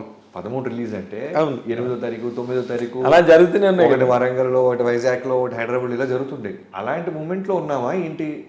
ఎందుకంటే మళ్ళీ చిరంజీవి గారు బాస్ పార్టీ పాటేస్తున్నారు, వాళ్ళు మోనకాల్ లోడింగ్ అంటున్నారు. మన సినిమా రేపు 13 రిలీజ్ అయిపోతుంది, ఎలా ఫీల్ అవుతారు ఆడియన్స్ అన్న మూమెంట్లో ఉంది. Really great. మీరు అక్కడ మంచి వాళ్ళకి చిరంజీవి గారి అభిమానులకి మంచి చాలా బలమైన వాగ్దానం ఇచ్చి వచ్చారు. మళ్ళీ పూనకాలు తెప్పిస్తాను, అంతే కదండి. ఇప్పుడు పెద్ద హిట్ ఇస్తానని చెప్పి ఫస్ట్ సినిమానే వాల్తేరువేర అయితే మళ్ళీ దాని తర్వాత సినిమా చేస్తే వాల్తేరువేర అమ్మమ్మ కూడా అవ్వాలి. ఫ్యాంటాస్టిక్. మీకు ఆ కాన్ఫిడెన్స్ ఉండడమే మొట్టమొదటి కీలకమైన పాయింట్, చాలా ఇంపార్టెంట్ ఇంగ్రీడియంట్ అది, మీ కాన్ఫిడెన్స్. అది ఆ కాన్ఫిడెన్స్ వల్లే కదా వాల్తేరువేర వచ్చింది. మోర్ దెన్ కాన్ఫిడెన్స్ అంటే మీకు ఒక విషయం చెప్పాలి. చిరంజీవి గారు ఎలా ఉంటుందంటే, నేను ఎందుకు 91 days నాన్ స్టాప్ షూట్ చేశానని దానికి కారణం చిరంజీవి గారి నుంచి దగ్గరగా చూడటం. పని తప్ప వేరే దానికి అసలు స్పేస్ ఇవ్వడం ఆయన. ప్రతిరోజు భయపడుతూనే వస్తాడు సెట్కి. ఈ సీన్ షూట్ జరిగిపోతుంది, దీన్ని ఏమైనా చేయగలమా బాబీ అని అడిగేవాళ్ళు. ఇంత హోంవర్క్ మెగాస్టార్ చేస్తున్నప్పుడు మనం ఎందుకు చేయకూడదు, మనం ఎందుకు రిలాక్స్ అవుతాం, కథ ఓకే అయిపోయిన తర్వాత మేకింగ్ మీద తప్ప రైటింగ్ మీద ఎందుకు పెట్టట్లేదు, రైటింగ్ మీద కూడా పెట్టాలి కదా మనం అని ఒక కథని ఎన్ని యాంగిల్స్లో ఒక కమర్షియల్ సినిమాని ఆలోచించాలో అంత హోంవర్క్ చేసేసాం. సో అక్కడి నుంచి నాకు మొదలైపోయింది. ఇప్పుడు నేను చేస్తున్న బాలకృష్ణ గారి సినిమాకి కూడా నేను చాలా కాన్ఫిడెంట్గా ఉన్నాను. ఎందుకంటే ఈ సినిమాని ఎన్ని రకాలుగా స్క్రీన్ ప్లే చేయాలి, ఎన్ని రకాలుగా ఒక హీరోని అద్భుతంగా చూపించాలి, ఎన్ని రకాలుగా వండర్స్ క్రియేట్ చేయాలి, అన్నీ హానెస్ట్గా చేస్తున్నాం. అవును. సో అది ఇస్తుంది మాకు ధైర్యం, కాన్ఫిడెన్స్కి. ఎగ్జాక్ట్లీ. ఎప్పుడు రెడీ, ఎప్పుడు సినిమా రిలీజ్ అయినా మేము రెడీ, నాన్ స్టాప్ షూట్ అయినా మేము రెడీ. అంత బాగా ఇప్పుడు చేసిన సినిమాను కూడా టీం అందరితో వర్క్ చేస్తాం. ఎన్బికే 109. అసలు ఏంటి నాకు చాలా మోస్ట్ ఎగ్జిలరేటింగ్ పాయింట్ ఏంటంటే, బాలకృష్ణ గారి అభిమానులు అసలు ఇలా పండగ చేసేసుకుంటున్నారు ఈ సినిమా గురించి అని. అసలు వాళ్ళ రియాక్షన్ చూస్తుంటే ఏమనిపిస్తుంది మీకు? అంటే దీని ఇంటర్వ్యూ టేక్ ఆఫ్ ముందు మీరే ఒక మాట అన్నారు, అతి చిన్న వయసులోనే చాలామంది స్టార్స్, బిగ్ స్టార్స్తో చేసే అవకాశం. ఎస్. అలా I have seen a long way of industry. So అలా పవన్ కళ్యాణ్ గారితో చేయటం, జూనియర్ ఎన్టీఆర్ గారితో, జైల్లో కుశ వెంకటేష్ గారు, నాగ చైతన్య, చిరంజీవి గారితో చేసిన తర్వాత ఇంకా ఉన్న బిగ్గెస్ట్ స్టార్స్ అంటే మనకి బాలకృష్ణ గారు. ఎస్. సో ఫస్ట్ నుంచి ఆయన సినిమాలు ఒక నరసింహనాయుడు, సమరసింహారెడ్డి, సింహ, అఖండ ఇలాంటి Legend. పైగా ఇప్పుడున్న బాలకృష్ణ గారిది ఎలా ఉందంటే అన్స్టాపబుల్ తర్వాత ఎక్కడెక్కడో రూటెడ్ ఫ్యాన్స్, మల్టీప్లెక్స్ ఫ్యాన్స్, చిన్న చిన్న యూత్, మా పాప ఫ్యామిలీస్, జనరల్ ఫ్యామిలీస్. అంటే మా పాప అఖండ పాటలు తెగ చూస్తూ ఉంటుంది. ఎందుకంటే ఆ క్యారెక్టర్ సూపర్ మ్యాన్ హీరోగా వాళ్ళు ఓన్ చేసుకున్నారు. అవును. వచ్చి దైవ రూపంలో వచ్చి త్రిశూలం పట్టుకొని పొడిసి తొబ్బుతుంటే పిల్లలు కూడా ఊగుతున్నారు, నవ్వుతున్నారు. సో అలాంటి బాలకృష్ణ గారిని ఇప్పుడు మనం వాల్తేరి వేరే తర్వాత నాకు రావటం నిజంగానే, నీకు అన్నాను కదా రవితేజ గారిని ఇస్తున్నప్పుడు మైత్రి రవి గారు ఎలా అయితే ఒక ప్రేమతో ఒక బండరాయిని వార్నింగ్గా ఇచ్చారో, అలా ఒక బిగ్గెస్ట్ సక్సెస్లో ఉన్నారు బాలకృష్ణ గారు. బ్యాక్ టు బ్యాక్ అఖండ, వీరసింహారెడ్డి, భగవంత్ కేసరి, వేరే స్ప్రీలు ఉన్నారు ఉన్నారు. ఆయన ఓపెనింగ్స్, ఆయన బిజినెస్, ఆయన ఫ్యాన్ బేస్, ఓవేషన్ ఈ రోజున. యా. సో ఇప్పుడు చిరంజీవి గారి తన తర్వాత బాలకృష్ణ గారికి అనగానే ఆ రెస్పాన్సిబిలిటీ మళ్ళీ యాజ్ ఇట్ ఈస్గా నాకు ఇప్పుడు మీరు చెప్పిన పాయింట్ చాలా బాగుంది.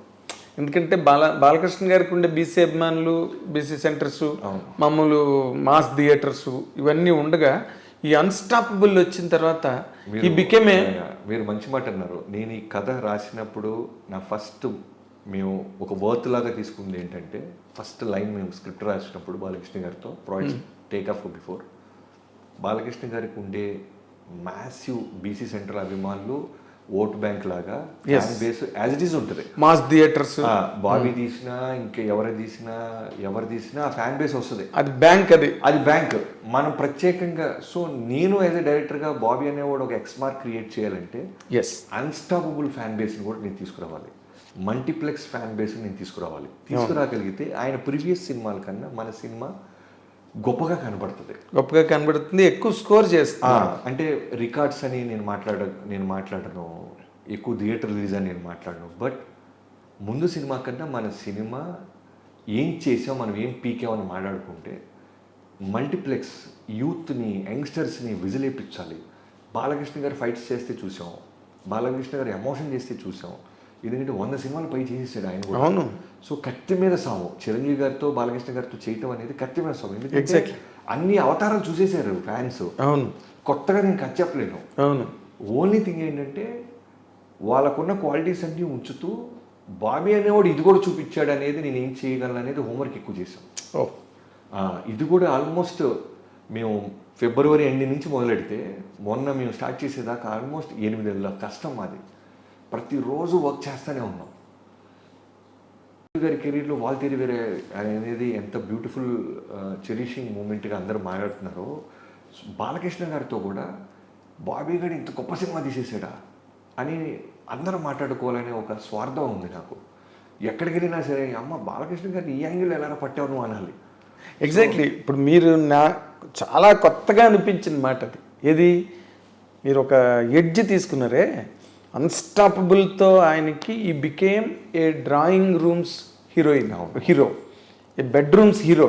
అంటే గదిలో కూర్చుని ఆయన ప్రోగ్రామ్ చూసుకుని సంతోషపడిపోయే కొత్త ఆడియన్స్ వచ్చేసారు ఆయన. అవును. పైగా ఒక చిన్న కంపారిజన్ అంటే చిరంజీవి గారు ఏంటంటే ప్రతిదీ కథ అడుగుతారు, ప్రతి డైలాగ్ పేపర్ ముందుగానే వింటారు. బాలకృష్ణ గారిది ఎలా ఉంటుందంటే సర్ప్రైజింగ్లీ డైరెక్టర్ని గుడ్డిగా నమ్మేస్తారు. ఎస్. ఓ డైరెక్టర్ అంటే ఒక ఇంటర్వ్యూలో ఎప్పుడు చెప్పారు ఆయన ఈ మధ్య, మా నాన్నగారు లాగా అని. అది నిజం. డైరెక్టర్ ఏం చెప్తే అదే. డైరెక్టర్ మనకన్నా బాగా ఆలోచిస్తాడు కదా, డైరెక్టర్కి ఎక్కువ రెస్పాన్సిబిలిటీ ఉంటుంది కదా, తను అడిగింది నేను ఇవ్వాలి కదా అనే ఒక గుడ్డి నమ్మకంతో విపరీతమైన అంటే ట్రస్ట్తో వస్తాడు. అంత ట్రస్ట్తో వచ్చినప్పుడు నాకు ఇంకా బర్డెన్ పెరిగిపోద్ది. అవును. మీరేం అడగట్లా, అవును, నేనేం చెప్తే అది చేస్తున్నారు మీరు. సో నేను అద్భుతమే చేయించాలి. ఇప్పుడు మళ్ళీ రవి గారి లాంటి హెచ్చరిక ఇక్కడ సేమ్ అంతకంటే పెద్దది, అంతకంటే చాలా పెద్దది. ఎందుకంటే రవి గారికి నేను ఇంకా పవర్ లాంటి సినిమా చేసి వచ్చా. అవును. బాలకృష్ణ గారితో ఫస్ట్ సినిమా నాకు ఫస్ట్. సో ఖచ్చితంగా ది బెస్ట్ బ్లాక్ బస్టర్ ఇవ్వాలి. ఎస్. రెవెన్యూలు ఎంత చేసినాయి ఇవన్నీ పక్కన పెడితే థియేటర్ నుంచి బయటికి వెళ్ళేవాడు బాబన్నా ఏం చూపించావన్నా మా బాలయ్య బాబుని అని అనాలి. ఎస్, అదే ఇప్పుడు నేను ఇందాకన్నమాటే అభిమానులు మీరు ఒక చిరంజీవి గారి సినిమా చేసి వచ్చిన ఒక డైరెక్టర్ని వాళ్ళు బాగా ఎవరి హీరో వాళ్ళని గొప్ప అనుకుంటారు కదా. ఇన్ జనరల్గా మనం ఎప్పటి నుంచో చూస్తున్నది అది. అలాంటిది ఒక చిరంజీవి గారికి ఒక రవితేజ గారికి వాళ్ళిద్దరికి కలిపి ఒక సినిమాని ఒక పెద్ద బ్లాక్ బస్టర్ ఇచ్చి ఇప్పుడు బాలకృష్ణ గారి దగ్గరికి వచ్చారు అనగానే వాళ్ళు ఎక్కడ మీ దగ్గర ఆ తేడా, ఆ వ్యతిరేకత ఏమి ఫీల్ అవ్వకుండా మోర్ ఓవర్ ఎక్కువ హ్యాపీనెస్ ఫీల్ అవుతున్నారు. They are receiving you with both the hands. Bobby గారి సినిమా అన్న టైప్లోని అసలు అనౌన్స్మెంట్ ఇచ్చిన రోజు నుంచి నాకు పర్సనల్ మెసేజ్ అయ్యి ఉండొచ్చు, సోషల్ మీడియాలో నన్ను ఇన్బాక్స్లో మెసేజ్లు పెట్టవచ్చు. వాళ్ళు ఒకటే అన్న 3 బ్లాక్ బస్టర్ల తర్వాత బాలయ్య బాబు వస్తున్నారు, నీ మీద నమ్మకం ఉంది, కుమ్మవతలు దుబ్బే అన్న అని థమ్సప్లు ఫైర్ సింబల్స్ వేసి మోటివేట్ చేస్తారు నన్ను. అవునా? కదా, అదే చాలా విచిత్రంగా నేను చాలా చోట్ల చూశాను. వీరికి ఎంతో మంది అభిమానులు వచ్చారు. బాలబాబు గారి అభిమానులు కడప జిల్లా అనంతపురం నుంచి జగనన్న అని ఉంటారు. అవును, ఆయన నాకు ఎన్నో ఇయర్స్ నుంచి తెలుసు. అవును, నేను చిరంజీవి గారి సినిమా చేసిన, వెంకటేష్ గారి సినిమా చేసిన, తారక్ గారితో సినిమా చేసిన, ఎప్పుడైనా మెసేజ్ పెడతాం జరుగుతూ ఉంటుంది. ఓకే. సో వాళ్ళందరూ ఏంటంటే బాబన్న ఖచ్చితంగా బాగా చూపిస్తాడు మన బాలయ్య బాబుని అని నమ్మకం ఉంది వాళ్ళకి. క్యాలెండర్లు తీసుకొచ్చిస్తుంటారు, కేక్స్ పంపిస్తున్నారు. నా బర్త్డేకి మొన్న ఆగస్ట్ బర్త్డేకి నేను ఇంకా సినిమా స్టార్ట్ చేయలేదు, అప్పటికి ఎంతో మంది వచ్చి నాతో ఆ వామ్త్ లవ్ అంతా చూపిస్తూ ఉన్నారు. అదే అసలు మీరు వెరీ వెరీ లక్కీ అండి. నేను గుంటూరు నుంచి వచ్చిన కుర్రోడుగా డైరెక్టర్ అయిన తర్వాత నేను ఇండస్ట్రీలో గమనించిన ఒక మాట ఫ్యాన్స్కి మాత్రం నేను ఖచ్చితంగా చెప్పాలనుకుంటుంది ఏంటంటే, మనం రకరకాలు అనుకుంటాం, ఈ హీరో ఆ హీరో, అది వేరు ఇది వేరు, ఆ గ్రూప్ వేరు ఈ గ్రూప్ వేరు, ఈ క్యాంప్ వేరు అని. నా సినిమా పూజ రోజు బాలయ్యబాబు గారితో బర్త్డే రోజు జూన్ 10th స్టార్ట్ చేస్తే ఫోన్ చేసి చిరంజీవి గారు, తమ్ముడు all the best for Balayya Babu గారి సినిమా, వాల్తేరు వేరే కన్నా చాలా విజయవంతం అవ్వాలని మనస్ఫూర్తిగా కోరుకుంటున్నాను, అస్సలు రిలాక్స్ అవుతూ కష్టపడవద్దు తమ్ముడు అని ఫోన్ పెట్టేశారు. అలానే బాలయ్యబాబు గారితో లాస్ట్ 5 months నుంచి చాలా క్లోజ్ అసోసియేట్ అయ్యి ట్రావెల్ అవుతున్నాను. ఆయన అంతే, ఎప్పుడు టాపిక్ వచ్చినా మా బ్రదర్ చిరంజీవి గారు ఆ సినిమా బాగా చేశారు, ఆయన బాగా కష్టపడ్డారు, ఇలానే ఉంటుంది. తెలియని వాళ్ళే కొట్టుకుంటుంటారు, తెలిసిన వాళ్ళు నిజంగా నాకు ఆ ప్రేమ, ఆ ఇద్దరి పట్ల ఆ రెస్పెక్ట్ ఇచ్చుకోవటం, ఇవన్నీ ఉంటాయి. అదే ఇప్పుడు మీరు ఒక రకంగా అదృష్టవంతులు డైరెక్టర్లు అవడం వల్ల. ఎందుకంటే ఇక్కడ ఆ క్యాంపులో పనిచేసి ఈ క్యాంపు వీళ్ళ గురించి వాళ్ళు ఏమనుకుంటున్నారు, వాళ్ళ గురించి వీళ్ళు అని మీరు ప్రత్యక్షంగా చూడగలి. అక్కడ అవేం ఉండవు. విపరీతమైన మెచ్యూరిటీ లేకపోతే ఏ హీరో స్టార్ హీరో అవ్వలేడు. వాళ్ళకి ఎంతో ఆలోచన శక్తి ఉంటుంది. వాళ్ళు చిన్నగా ఆలోచించరు, చిన్న మాటలకి చిన్న బురద వేసుకోవడానికి అక్కడ ఆగిపోరు వాళ్ళు. ఇంత ఫ్యాన్ బేస్ ఉంటుందంటే ఒక్కొక్కడికి ఒక్కడి కష్టాన్ని ఇంకోటి అర్థం చేసుకుంటారు, ఒకరి పట్ల ఒకరికి రెస్పెక్ట్ ఉంటుంది, అవన్నీ ఉంటాయి. ఎగ్జాక్ట్లీ. ఈ మోడర్న్ ట్రెండ్స్లో ఇలాంటి మూమెంట్స్ డైరెక్టర్స్గా మీకు వచ్చిన మూమెంట్స్ మాత్రం రియల్లీ ఎగ్జంప్లరీ, రిమార్కబుల్ రియల్లీ. ఎందుకంటే అది మీ అదృష్టం, నిజంగా నేను చెప్తున్నా. ఎందుకంటే సమ్టైమ్స్ రిపల్సివ్ ఫీలింగ్స్ ఎట్లా ఉంటాయంటే అన్కంట్రోలబుల్ రేంజ్లో ఉంటాయి. మీరు అదృష్టం అన్నప్పుడు నేను అగ్రీ చేస్తాను, కానీ బట్ ఒక్క విషయం, అదృష్టంతో పాటు ఖచ్చితంగా మీ అందరికి తెలిసిందే విపరీతమైన కష్టం ఉంటుంది సార్ ఈ సక్సెస్కి బిఫోర్. ఎగ్జాక్ట్లీ. ఎందుకంటే ఒక మిడిల్ క్లాస్ ఫ్యామిలీ నుంచి వచ్చాను నేను. అవును.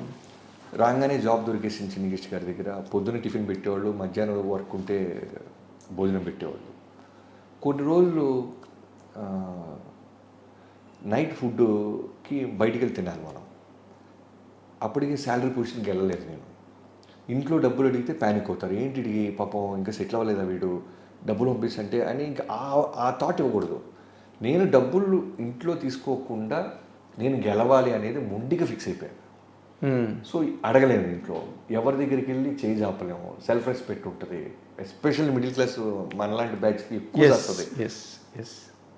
సో నైట్ నాకు మందు అలవాటు లేకపోవటం వల్ల మిగతా రైటర్స్ని పిలిచినట్టు నన్ను పిలిచేవాళ్ళు కాదు, ఊరికి బిత్త చూపులు చూస్తూ ఉండేవాడిని. అందుకని వెళ్ళిపోరా అనేవాళ్ళు. సో నైట్ ఫుడ్ ఉండేది కాదు. అప్పుడు ఏం చేసేవాడంటే మా అమ్మ ఎప్పుడో చిన్న రైస్ కుక్కర్ ఒకటి ఇచ్చారు. ఎప్పుడైనా సరే నువ్వు ఉంటే కర్రీస్ అన్నీ నీకు వస్తుంటాయి కాబట్టి రైస్ పెట్టుకోరా అని. నాకు అప్పటిదాకా రైస్ ఎలా పెట్టాలో తెలియదు. మా అమ్మగారు చూపించారు. 1/2 గ్లాస్ బియ్యానికి నేను తినే తిండికి 1/2 గ్లాస్ బియ్యం, 2 గ్లాసులు వాటర్ పోసి కుక్కర్ ఆన్ చేస్తే 1/2 గంట 20 నిమిషాల్లో రైస్ అయిపోద్ది. సో ఆవకాయ జాడి ఇచ్చారు. లేదా మన కర్రీస్ అన్నీ ఇస్తుంటారు అక్కడి నుంచి ఇక్కడి నుంచి అని చెప్పేవాడిని. సో ₹3 పెడితే పక్కన బంజారాస్ రోడ్ నెంబర్ 7 పెరుగు అమ్మేవాళ్ళు. చాలా మంత్స్ ఆవకాయ అన్నం, ₹3 పెరుగు, ఇదే నా ఫుడ్. చాలా మంత్స్ ఆవకాయ అన్నం పెరుగు అన్నం వేసుకొని తినేస్తే అయిపోయేది. ఎప్పుడైనా పొరపాటు ఆ ₹3 మిగుల్చుకోవడానికి, ఎందుకంటే ఎగ్ ఫ్రైడ్ రైస్ అంటే నాకు చాలా ఇష్టం. ఓకే. అప్పుడు ఈ జీవీకే కట్ల ఫారెస్ట్ లాగా ఉండేది. అక్కడ ఫ్రైడ్ రైస్ బండి ఇప్పటికీ ఉంది. వాడి దగ్గరికి వెళ్తే ₹18 egg fried rice, ₹22 chicken fried rice. So ఈ ₹3 పెరుగు దాచి ఎగ్ ఫ్రైడ్ రైస్ ఆదివారం పూట వెళ్ళి నేను సెలబ్రేట్ చేసుకోవడానికి ఎగ్ ఫ్రైడ్ రైస్ తినేవాడిని. సో ఈ పెరుగు వేసుకుపోవటం వల్ల ఏమైపోయిందంటే ఎప్పుడు అలవాటు లేకపోవటం, పచ్చడాన్ని తినడం వల్ల కడుపు మంట వచ్చేది. అదేలే. ఇవన్నీ కూడా నేను ఎందుకు చెప్తానంటే ఇవన్నీ కూడా మెమరీస్ నేను దాచిపెట్టుకునేవాడిని. ఇవి నేను చెప్పాలి. ఏ రోజు నేను సాడ్కి ఫీల్ అవ్వాలా. అదేలే. నాకు మంట అన్నం తినేస్తున్నాం, కారం అన్నం తినేస్తున్నాం, అయ్యో నేను పెయిన్ ఫీల్ అవుతున్నాను, ఇదేంటి నా లైఫ్ ఇలా అయిపోయింది, నా ఫ్రెండ్స్ అందరూ న్యూజిలాండ్ వెళ్ళారు, నా ఫ్రెండ్స్ అంతా ఐటీ ఎంప్లాయీస్ వెళ్ళారు, నా ఫ్రెండ్స్ ఇలా ఈ గొడవ ఉండేది కాదు. అరే రామారావు గారు ఇలా పడ్డారంట, నాగేశ్వరరావు గారు ఇలా కష్టపడ్డారంట, చిరంజీవి గారు ఇలా పడ్డారంట, మనం కూడా ఇలా పడుతున్నామంటే ఏదో రోజు వస్తుందని వెయిట్ చేసేవాడిని. అదే ఇప్పుడు మీరు చెప్తుంటే నాకు ఎన్టీ రామారావు ఇన్సిడెంట్ గుర్తొస్తుంది.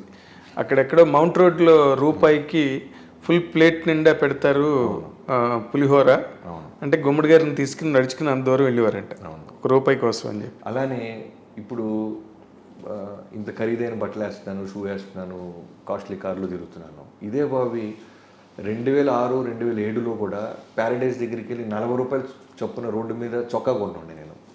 కథ చెప్పాలంటే ఒక హీరోకి మంచి షర్ట్ ఉండాలి. సో వెళ్తే వాడు ₹100కి 2 షర్ట్లు, ₹100 3 షర్ట్లు పెట్టేవాడు. అవును. అలాంటి షర్టు నేను చాలా కాలం వాడా. ₹40కి ప్యారడైజ్ దగ్గర నేను షర్ట్ కొన్నా. సో ఇవన్నీ పడ్డా. చాలామంది డైరెక్టర్స్ వర్క్ అయిపోయిన తర్వాత పేమెంట్ విషయంలో, క్రెడిట్ విషయంలో మోసం చేసేవాళ్ళు. ఓకే. ఎప్పుడు కంప్లైంట్ చేసేవాడు కాదు. ఓకే నెక్స్ట్ సినిమా ఇంకో డైరెక్టర్ ఎవడో వస్తాడు, ఇంకోటి ఎవడో మనం ఉద్ధరిస్తాడు, ఇలా ట్రావెల్ అవుతూ ఉండేవాడు. సో ఇలాంటి ఎన్నో పెయిన్ఫుల్ మూమెంట్స్ ఉన్నాయి. ఇవన్నీ 11 ఏళ్ళు పడ్డ తర్వాత వచ్చింది నా లైఫ్కి. 11 years is a 11 years long journey. ప్రేమించి పెళ్లి చేసుకున్నాను అమ్మాయిని. అసలు ఎవరు కానీ నాకు ఇప్పుడు ఇందులో $1 million డౌట్, క్వశ్చన్ అంట్లా $1 million. అసలు మిమ్మల్ని ఏం చూసి ప్రేమించారండి? ఇప్పుడు ప్రేమించడానికి ఒక కార్యమే ఉండాలి, ఏ క్వాలిటీ లేవు మనకి, అసలు ఏమీ లేదు మీకు. అది నిజంగానే లైఫ్లో చాలా థింగ్స్ రాసి ఉండాలండి. ఎస్. అంటే మనం పెళ్లి చేసుకోబోయే అమ్మాయి అనేది రాసి ఉంటాం అనేది ఖచ్చితంగా రాసి ఉంటే తప్ప మన లైఫ్లో రారంటానికి బెస్ట్ ఎగ్జాంపుల్ నేనే. ఎగ్జాక్ట్లీ. ఓ 9th క్లాస్ చదువుతున్న అమ్మాయిని ఇంటర్మీడియట్లో ఉన్న నేను లవ్ అంటారు దాన్ని. అప్పుడు ఈ సినిమా పాటలు ప్రేమించుకున్నారు, ఈ రావటం వల్ల అది ప్రేమ అనుకుండేవాడిని తప్ప ప్రేమ లేదేం లేదు. చిన్న అందరికీ గర్ల్ ఫ్రెండ్స్ ఉన్నారు, మనకి గర్ల్ ఫ్రెండ్ ఉండాలని తిరుగుతున్న నాకు నా ఫ్రెండ్ ఒక అమ్మాయిని కలవటానికి వెళ్ళేవాడు నా బైక్ తీసుకొని పొద్దున్నే. వాడు వెళ్తుంది ఒక స్కూల్ అమ్మాయిని కలుస్తున్నాడని కెండల్ చేసేవాడిని నేను. స్కూల్ అమ్మాయిలో వచ్చేటువంటి రా సోదిరా కూడా కానీ అలా అంటూ ఒక్కరోజు నన్ను తీసుకెళ్ళాడు. 2 అమ్మాయిలు వచ్చేవాళ్ళు. వీడు ఒక అమ్మాయి కోసం వెళ్తే తిలక్ అని నా ఫ్రెండ్, ఆ అమ్మాయి పక్కన అమ్మాయి ఖాళీగా ఉన్న అమ్మాయి పేరు అనూష. ఇప్పుడు నేను పెళ్లి చేసుకున్నాను. సో ఖాళీగా ఉందిగానే మాట్లాడుతూ స్టార్ట్ చేసా. పాపం తను కూడా ఏంటంటే చాలా 9th క్లాస్ అంటే చిన్నపిల్ల. వాటర్ ఉన్నాయా అంటే వాటర్ బాటిల్ ఇవ్వటం, స్కూల్ ఎన్నింటికి అయిపోద్దండి అంటే టైం చెప్తాం, ఇలా స్టార్ట్ అయ్యి అలా వెళ్తూ తెలియకుండానే రోజు ఫోన్ మాట్లాడుతూ. అప్పుడు సెల్ ఫోన్లో ఈ గోళ ఇది లేదు, ల్యాండ్ లైన్ ఫోన్లు రావటం. ఓని అమ్మ సినిమాలో లాగా మనకి ఫోన్ వస్తుందని నాన్న పడుకున్న తర్వాత ల్యాండ్ లైన్ ఎత్తటం, నైట్ టైం ఎక్కువసేపు మాట్లాడటం, తెలియకుండానే ఒక ట్రావెలింగ్ స్టార్ట్ అవటం. అయిన తర్వాత సడన్గా అమ్మాయి 10th క్లాస్ అయిపోయి ఇంటర్మీడియట్కి వచ్చే టైంకి మనం ఇలా మాట్లాడుకోవాలంటే పెళ్లి చేసుకోవాలి అంతే. ఇదేంటి పెళ్లి గిల్లి అంటది, ఇంత చిన్నపిల్ల, మనమే చిన్నపిల్లడు అనుకుంటే ఇంకా చిన్నపిల్ల, అది చేసుకుంటావులే అన్న తర్వాత తెలియకుండానే నాకు పెళ్లి చేసుకుంటానని మాట ఇచ్చాను కదా, పెళ్లి చేసుకోవాలంటే my separate caste, inter caste marriage నాది. అంత ఈజీగా ఒప్పుకోరు కదా మన సైడ్. అన్ని చోట్ల అడ్వెంచర్సే, ఇలా థింక్ చేస్తూ ఇంకా మనకి చదువు కరెక్ట్ కాదు, మనం ఏదైనా వెతుక్కోవాలి. ఎస్పెషల్లీ ఈ అమ్మాయిని పెళ్లి చేసుకోవాలంటే మనం వాళ్ళు కన్విన్స్ చేయాలంటే మనం ఎక్కడో సెటిల్ అవ్వాలంటే మనకి ఏమవచ్చు. ఇలా నెంబర్ ఆఫ్ కన్ఫ్యూజన్స్లోంచి హైదరాబాద్ వచ్చాను. ఆ అమ్మాయి 2000లో నాకు పరిచయం అయితే 2001లో పరిచయం అయితే 2003 వచ్చాను. 2 years తర్వాత వచ్చేసాను. ఓకే. వచ్చిన దగ్గర నుంచి ఫోన్ కాల్సే. నేను ఇప్పుడు పంజాగుట్ట సాయిబాబా గుడి ఉంది కదా, అవును. 2003 నుంచి 2005-6 వరకు గురువారం గుడికి వెళ్ళి నేను అడిగేది రెండే సాయిబాబాని, సెల్ ఫోన్ ఇన్కమింగ్ ఫ్రీ చేయి స్వామి, ఎందుకంటే తనకు మాట్లాడాలని. అవును, రూపాయలు పడేది, ఇన్కమింగ్ బిల్ పడేది కదా. మన దగ్గర డబ్బులు ఎక్కడి, 100 రూపాయలు రీఛార్జ్ చేస్తే వాళ్ళకి నెల 2 నెలలు రావాలి. ఇదేమో టిగో లేచిపోతుండేది. ఇన్కమింగ్ ఫ్రీ చేయి స్వామి, రెండు నన్ను ఇండస్ట్రీలో ఏదో ఒక విధంగా సెటిల్ చేయి స్వామి, ఈ రెండే అడిగేవాడిని. కట్ చేస్తే నిజంగా రోజు ఇన్కమింగ్ ఎత్తేసారు. అదే రెండు ఆ అమ్మాయికి రిలేటెడ్గానే అడిగారు. రెండు. సో అలా ఆ అమ్మాయి ఇంటర్మీడియట్ అయిన తర్వాత ఇంజనీరింగ్ గోల్డ్ మెడలిస్ట్, తను ఎంటెక్ గోల్డ్ మెడలిస్ట్, ఎంటెక్ చేసింది విట్లో. ఓ యా, చాలా ఇంటెలిజెంట్ పిల్ల. మీరు ఒక రకంగా కాదు, చాలా రకాలుగా అదృష్టవంతులు మీరు.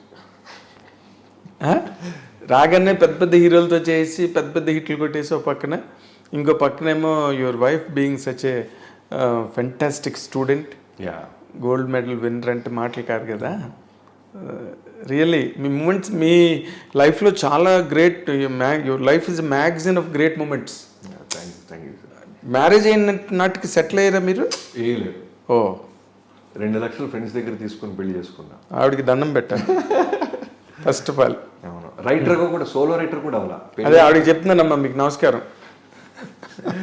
పెళ్ళి అయిన తర్వాత ఆల్మోస్ట్ 2011 నాకు పెళ్ళి అయితే 2012 బల్పు, 1 yearకి బల్పు రైటర్గా నేను ఫస్ట్ టైం ఒక స్టెప్ ఎదిగా. ఓకే. ఒక కథ అమ్మగలగడం జరిగింది నేను. అప్పటిదాకా గోస్ట్ రైటర్గా నెంబర్ ఆఫ్ మంది రైటర్ దగ్గర పనిచేసేవాడిని. అంతలో ఎవరెవరండి మీరు గోస్ట్ రైటర్గా పనిచేసిన వాళ్ళు? నేను చాలా మంది, ఫస్ట్ బేసిక్గా నన్ను చిన్నకృష్ణ గారు, ఆయన నిజంగానే నా ఫస్ట్ గురువు ఆయనే. ఎలా అయితే రవితేజ గారు నా లైఫ్లో ఒక బెస్ట్ సపోర్టర్గా ఉన్నారు, అలానే ఇనీషియల్ టైంలో మీసాలు కూడా లేని ఒకరిని తీసుకొచ్చి కొన్ని రోజులు రైటర్గా పెట్టుకొని తర్వాత ఆయన ఇంట్లో స్థానం ఇచ్చి, ఇటు బయట ఉంటే పాపం తిండికి ఇబ్బంది పడతాడని ఆయన గమనించి ఆయన ఇంట్లో పెట్టుకొని ఆయన దగ్గర అన్నీ చేసేవాడిని. పొద్దున్న 5ంటికి లెగవాలి. ఆయన వెరీ వెల్ డిసిప్లైన్డ్ ప్రిన్సిపల్స్ ఉంటాయి. జై శ్రీమన్నారాయణ 7ంటికి సిట్టింగ్ స్టార్ట్ అవ్వాలి. సో ఇలా ఆయన దగ్గర 2 years చేశాను. ఆ తర్వాత అసిస్టెంట్ ఎడిటర్గా అవుదామని పొలిటికల్ రోడ్కి ఆందానంద గారి దగ్గర జాయిన్ అయ్యాను. జాయిన్ అయిన టైంలో పరశు బ్రదర్స్తో, వెంకటేశ్వర గారితో బాగా విపరీతమైన ట్రావెలింగ్ జరిగింది. ఆయన దగ్గర చాలా వర్క్, సిట్టింగ్స్ ఆయన బాగా ఎంకరేజ్ చేస్తారు, యూత్ని చేస్తారు. పైగా one of the top most writer కదా, ఇప్పుడు సెలబ్రేటెడ్ రైటర్స్ కదా, రూలింగ్ ది రూల్స్. తర్వాత ఎంఎస్ రాజు గారి దగ్గర వర్క్ చేసాం. తర్వాత దిల్రాజ్ గారి దగ్గర జర్నీ స్టార్ట్ అయింది. అలాంటి టైంలోనే కోన వెంకట గారు దగ్గర శిష్యరికం జాయిన్ అయ్యాను. ఆయన దగ్గరే ఎక్కువ నేను ప్రపంచాన్ని చూసింది కోన గారి దగ్గర. కోన వెంకట గారి దగ్గరగా చూశాను ఇండస్ట్రీ సెలబ్రిటీస్ని. ఆయన కూడా చాలా పెద్ద అనుభవాల కోన. అవును, కోన వెంకట గారు అంటే ఆయనకి ఎన్ని అనుభవాలు, అసలు ఆయన ఎన్ని అడ్వెంచర్స్ లైఫ్లో. అంటే very what you call very accommodative person. ఎదుటి వాళ్ళని వెంటనే ఇమీడియట్గా అర్థం చేసుకునే గుణం. అని మీరు చెప్పాను కదా, ఈ రకంగా కూడా మీరు అదృష్టవంతులే. ఎందుకంటే మీరు అసోసియేట్ అయిన వాళ్ళందరూ కూడా హైలీ కాంప్రహెన్సిబుల్ పీపుల్. వాళ్ళందరూ కూడా చాలా చాలా సంతోషంగా ఉంది నిజంగా. ఇప్పుడు తర్వాత నేను అనుకోవడం మ్యారేజ్ సెటిల్ అయ్యి ఆవిడ వచ్చిన తర్వాతే మీకు సక్సెస్ వీసా స్టాంపింగ్లు గట్రా జరిగాయని అనుకుంటున్నా. You believe it? 100%. అవునా? Very nice. ఇప్పుడు ఆ పాత రోజులు, గుంటూరు రోజులు అవన్నీ తలుచుకుంటే ఎలా అనిపిస్తుందండి? మీరు పెద్ద డైరెక్టర్ అయిపోయి అక్కడ మెగాస్టార్ ఎప్పుడైనా అదే స్ట్రెస్ఫుల్ అనిపించినప్పుడు మాత్రం ఒక్కసారి గుర్తెచ్చుకుంటాం, ఎక్కడి నుంచి వచ్చాం మనం, ఎక్కడికి వెళ్ళాం. ఒక చిన్న శాంట్రో కార్ లాంటిది ఉంటే సరిపోద్ది కదా అనుకునేవాడిని. 2007లో కారు కొంటే డౌన్ దిగుతున్నప్పుడు ఆఫ్ చేసేస్తుండేవాడిని, ఏసీ ఆఫ్ చేస్తుండేవాడిని అప్పు ఎక్కుతున్నప్పుడు, పెట్రోల్ ఎక్కడ అయిపోద్దో అని. సో అలాంటిది ఇప్పుడు మన కింద ఇంతమంది పనిచేయటం, ఇంతమంది యూనిట్ మన మీద డిపెండ్ అవటం, ఇలాంటి పెద్ద సెలబ్రిటీస్, గొప్ప వ్యక్తులతో మనం ట్రావెల్ అవటం, ఒక్కసారిగా మనకి ఏదైనా షెడ్యూల్ స్ట్రెస్ కానీ ఇంకేదైనా చిన్నది అనిపిస్తే వెంటనే ఫ్లాష్ బ్యాక్ వెళ్తా. టికెట్ చాలని వచ్చేవారో టికెట్ బెనిఫిట్ షో దొరికితే చాలనుకున్నాం, మనం డైరెక్ట్ వాళ్ళు ఇళ్ళకి వెళ్తున్నాం కదా, ఇంకేంట్రా బాబీ అని అనిపిస్తుంది. నిజంగానే మీరు దీంట్లో ఒక బ్యూటీ ఏంటంటే నేను నెలకు అద్దె కట్టాలా లేదా అని స్ట్రగుల్ అవుతున్నప్పుడు ఉన్న అనూష ఇప్పుడు ఎంత సంపాదిస్తున్న అనూష అదే ప్రేమ. తనకేమో పెద్ద అబ్బా నా కూడా పెద్ద కారు కొనేసాడు, పెద్ద ఇల్లు కొనేసాడు, ఈ గొడవ ఉండదు అసలు. నేను అప్పుడప్పుడు ఏడిపిస్తుంటాయి, నీకు అర్థమవుతుందా అసలు నేను ఏం చేసాను పీకావంటే ఊరుగా సోది ఉంటున్నావు, సోది చెప్తావు, శాంటర్ అయితే ఏంటి, రేంజ్ రోవర్ అయితే ఏంటి, కారే కదా అంటుంది. ఎంత కష్టపడితే కనీసం పొగడం ఏంటి అనిపిస్తుంటుంది. కానీ అంటే ఆవిడ మీరు చదువుకున్న పర్సన్ కదా, షీఈ్ ఎన్ ఎడ్యుకేటెడ్ పర్సన్. అంటే వాళ్ళ పెంపకం కూడా వాళ్ళ పేరు యుద్ధాలు జరగలేదా మీకు? ప్రేమ యుద్ధాలు అక్కడ గుంటూరులో పెద్ద జరగలేదండి. ఓకే, నేను ఎక్స్పెక్ట్ చేసినంత అంటే గుంటూరు కారం బాగా కోపాలు తాపాలు ఆగ్రహాలు. వాళ్ళ నాన్నగారు చాలా మెచ్యూర్డ్, చాలా మెచ్యూర్డ్, వెల్ ఎడ్యుకేటెడ్, పెద్దగా అంటే జిల్లా పరిషత్లో ఆయన ఒక చాలా పెద్ద పొజిషన్లో వర్క్ చేశారు, గవర్నమెంట్ ఎంప్లాయీ. సో ఆయనకి ఏంటంటే నేను ఆయన దగ్గర నుంచి చాలా నేర్చుకుంటుంటాను. Very balanced, very yeah okay, చాలా యాక్టివ్. ఇప్పుడు నా ఎన్ని ఆయన చూసుకుంటుంటారు, మనకేం తెలియదు. మనం ఒక రూపాయి వస్తే రూపాయి ఎక్కడ ఇన్వెస్ట్ చేయాలో మనకు తెలియదు. అన్నీ కూడా ఇప్పుడు మా నాన్నగారు లేరు కాబట్టి ఫాదర్ పొజిషన్ అన్నీ ఆయన, మా అత్తయ్య, మా పాపని మొత్తం ఆల్మోస్ట్ 3 ఏళ్ళు దగ్గరుండి పెంచారు. మీ ఇద్దరం పిల్లలనే. సో వాళ్ళే అనూష వాళ్ళ అమ్మమ్మ గారు ఒక ఉంటుంది, ఆమె అనూష వాళ్ళ మదర్ని పెంచింది, అనూషాని పెంచింది. నా మరదలు వచ్చి ద్రోణవల్లి హారికాని ఇంటర్నేషనల్ చెస్ ఛాంపియన్. సో తన్ని పెంచింది, ఇప్పుడు మా పాపని తన్ని పెంచింది, ఇప్పుడు హారిక వాళ్ళ పాపని తన్ని పెంచింది. ఆమె మా తల్లి, ఆమె కూడా యాక్టివ్గానే ఉంటారు. సో నేను 24 hours సినిమాకు ఉన్నా సరే నా ఫ్యామిలీని వాళ్ళు చూసుకుంటారని ఒక ధైర్యం ఉంది నాకు. సో నీ సక్సెస్ మీ సక్సెస్లో చాలా భాగం వాళ్ళకి చెందుతుంది కదా, ఎందుకంటే వాళ్ళు వెనకతలు షాక్ అబ్జర్వర్స్ లాగా అలా ఉండడం వల్ల you don't feel any shock. అదే నేను ఎప్పుడూ ఏది నమ్ముతానంటే ఒకటి అచీవ్మెంట్లో వాడు ఒక్కడిది కాదు, ఎంతోమంది రైటర్స్ దగ్గర నుంచి, యూనిట్ సభ్యుల దగ్గర నుంచి, పొద్దున్నే మనం తీసుకెళ్ళే కార్ డ్రైవర్ దగ్గర నుంచి, ఎవ్రీబడి. అలానే ఇప్పుడు నా వైఫ్, నా ఫ్యామిలీ, మా అమ్మ నాన్న, అలానే మా అక్క బావ నాకు ఎంతో ఇనీషియల్గా మోతీనగర్ వాళ్ళు షిఫ్ట్ అయిపోయిన తర్వాత వాళ్ళ ఇంట్లోనే ఉండేవాడిని. మా బావ నేను డబ్బులు తీసుకొని అని చెప్పి నాకు కనపడేలాగా మెల్లగా ఫ్రిడ్జ్ మీద అలా పెట్టేసి నీదే చేంజ్ ఇక్కడ ఉండిపోయింది అని చెప్తా ఉండేవాడు. సో అలాంటి మూమెంట్స్ ఉన్నాయి. నాది కాదు బాబా, నేను లేదు నాది కాదు, ఇది నీదే, నిన్ను ఎప్పుడు పెట్టినట్టున్నావు బాబీ అని వెళ్ళిపోతుండేవాడు, నాకు ఉన్నాయో లేదో అని. అలానే నాకు స్నేహితుడు అజయ్ అని ఒక ఫ్రెండ్ ఉండేవాడు. వాడు మొన్న 12th ఫెయిల్డ్ అనే సినిమా చూస్తుంటే చాలా సీన్లకి నేను ఎమోషన్ అయిపోయి ఏడుస్తున్నాను. ఇలానే కదా మనం స్ట్రగుల్ అయ్యాం, తినడానికి ఉండటానికి ఏమీ లేక, ఎవరైనా భోజనానికి పిలిస్తే బాగుండు అని ఎదురు చూసిన రోజులు ఎన్నో ఉన్నాయి కదా మనల్ని. దాంట్లో ఒక బ్యూటిఫుల్ ఫ్రెండ్ క్యారెక్టర్ ఉంటుంది 12th ఫెయిల్డ్లో. అలానే నాకు అజయ్ అని ఒక ఫ్రెండ్ ఉండేవాడు. చెన్నైలో అప్పుడు డివిడీలు కల్చరు, అప్పటికి నెట్ఫ్లిక్స్లు, ఓటీటీలు, ల్యాప్టాప్లు లేవు. సినిమాని డివిడీ ప్లేయర్లో పెట్టుకొని చూడాలి. సో చెన్నై తీసుకెళ్ళేవాడు అప్పట్లోనే 7,800కి 2 సంచుల డివిడీలు కొనిపెట్టాడు. బావా ఈ సరిపోతే ఇంకా కొందామా అంటున్నాడు. అంటే ఆల్మోస్ట్ నాకు 100 కోట్ల రూపాయలు ఇచ్చినట్టు. అన్ని Hollywood, Korean films, Tamil films 2 కవర్ల నిండా వేసి బస్ ఎక్కించి వచ్చాం. ప్రతి సినిమా చూసేవాడిని. సో అలాంటి ఫ్రెండ్స్. వాసు అని నేను ఇనిషియల్గా హైదరాబాద్ వచ్చినప్పుడు చిన్న గదిలో ఉండేవాడు. వాడు చిన్నకిష్టి గారి దగ్గర జాయింట్ అవటానికి ముందు ఇదే గది, ఇదే వంటగది, ఇదే బాత్రూము, ఇదే ఇక్కడే పడుకోవాలి. ఈ గదిలో 2 నెలలు ఉంటా. ఈ 2 నెలలు నాకు సపోర్ట్ చేసిన వాసు. ఇలా ఎంతోమంది పేర్లు మర్చిపోవచ్చు, కానీ ఎంతోమంది ఉంటారు ఒకటి సక్సెస్ వెనకాల. ఎగ్జాక్ట్లీ. మనం వెళ్తున్న గోల్ కరెక్ట్గా ఉందా లేదా అదొక్కటే మనం చూసుకోవాలి. మన గోల్ మనం నిజాయితీగా, ఆనెస్ట్గా ఉన్నాం. ఎంతోమంది ప్రేమ, ఎంతోమంది విష్, ఎంతోమంది అవ్వాలనుకుంటుంది, వాళ్ళ ప్రేమతో మనం అవ్వనిస్తారు. అవును. అంతే తప్ప నేను ఒక్కడిని కలగన్నారు వాళ్ళ తేరు వేరే అంటే అబద్ధం. ఇక్కడ దాకా తీసుకొచ్చిన స్నేహితులు, తల్లిదండ్రులు, తోడబుట్టినోళ్ళు, భార్య, మా అత్తమామలు, అందరూ ఇంతమంది నాకు పీస్నిస్తే నేను ఒక సినిమా తీయగలిగా. All put together. అంతే తప్ప నా ఒక్కడిది కాదు. తీసిన వాల్తేరు వేరే అవ్వచ్చు, రేపు చేయబోతున్న బాలకృష్ణ గారు 109 అవ్వచ్చు, ఫ్యూచర్లో దిగిపోతున్న సినిమాలు అవ్వచ్చు. ఎంతోమంది ప్రేమ ఉంటుంది ఒకటి విజయం వెనకాల. దాంట్లో అయితే డౌట్ లే. Once again proved. ఇప్పుడు బాలకృష్ణ గారి సినిమాకి టైటిల్ పెట్టారా?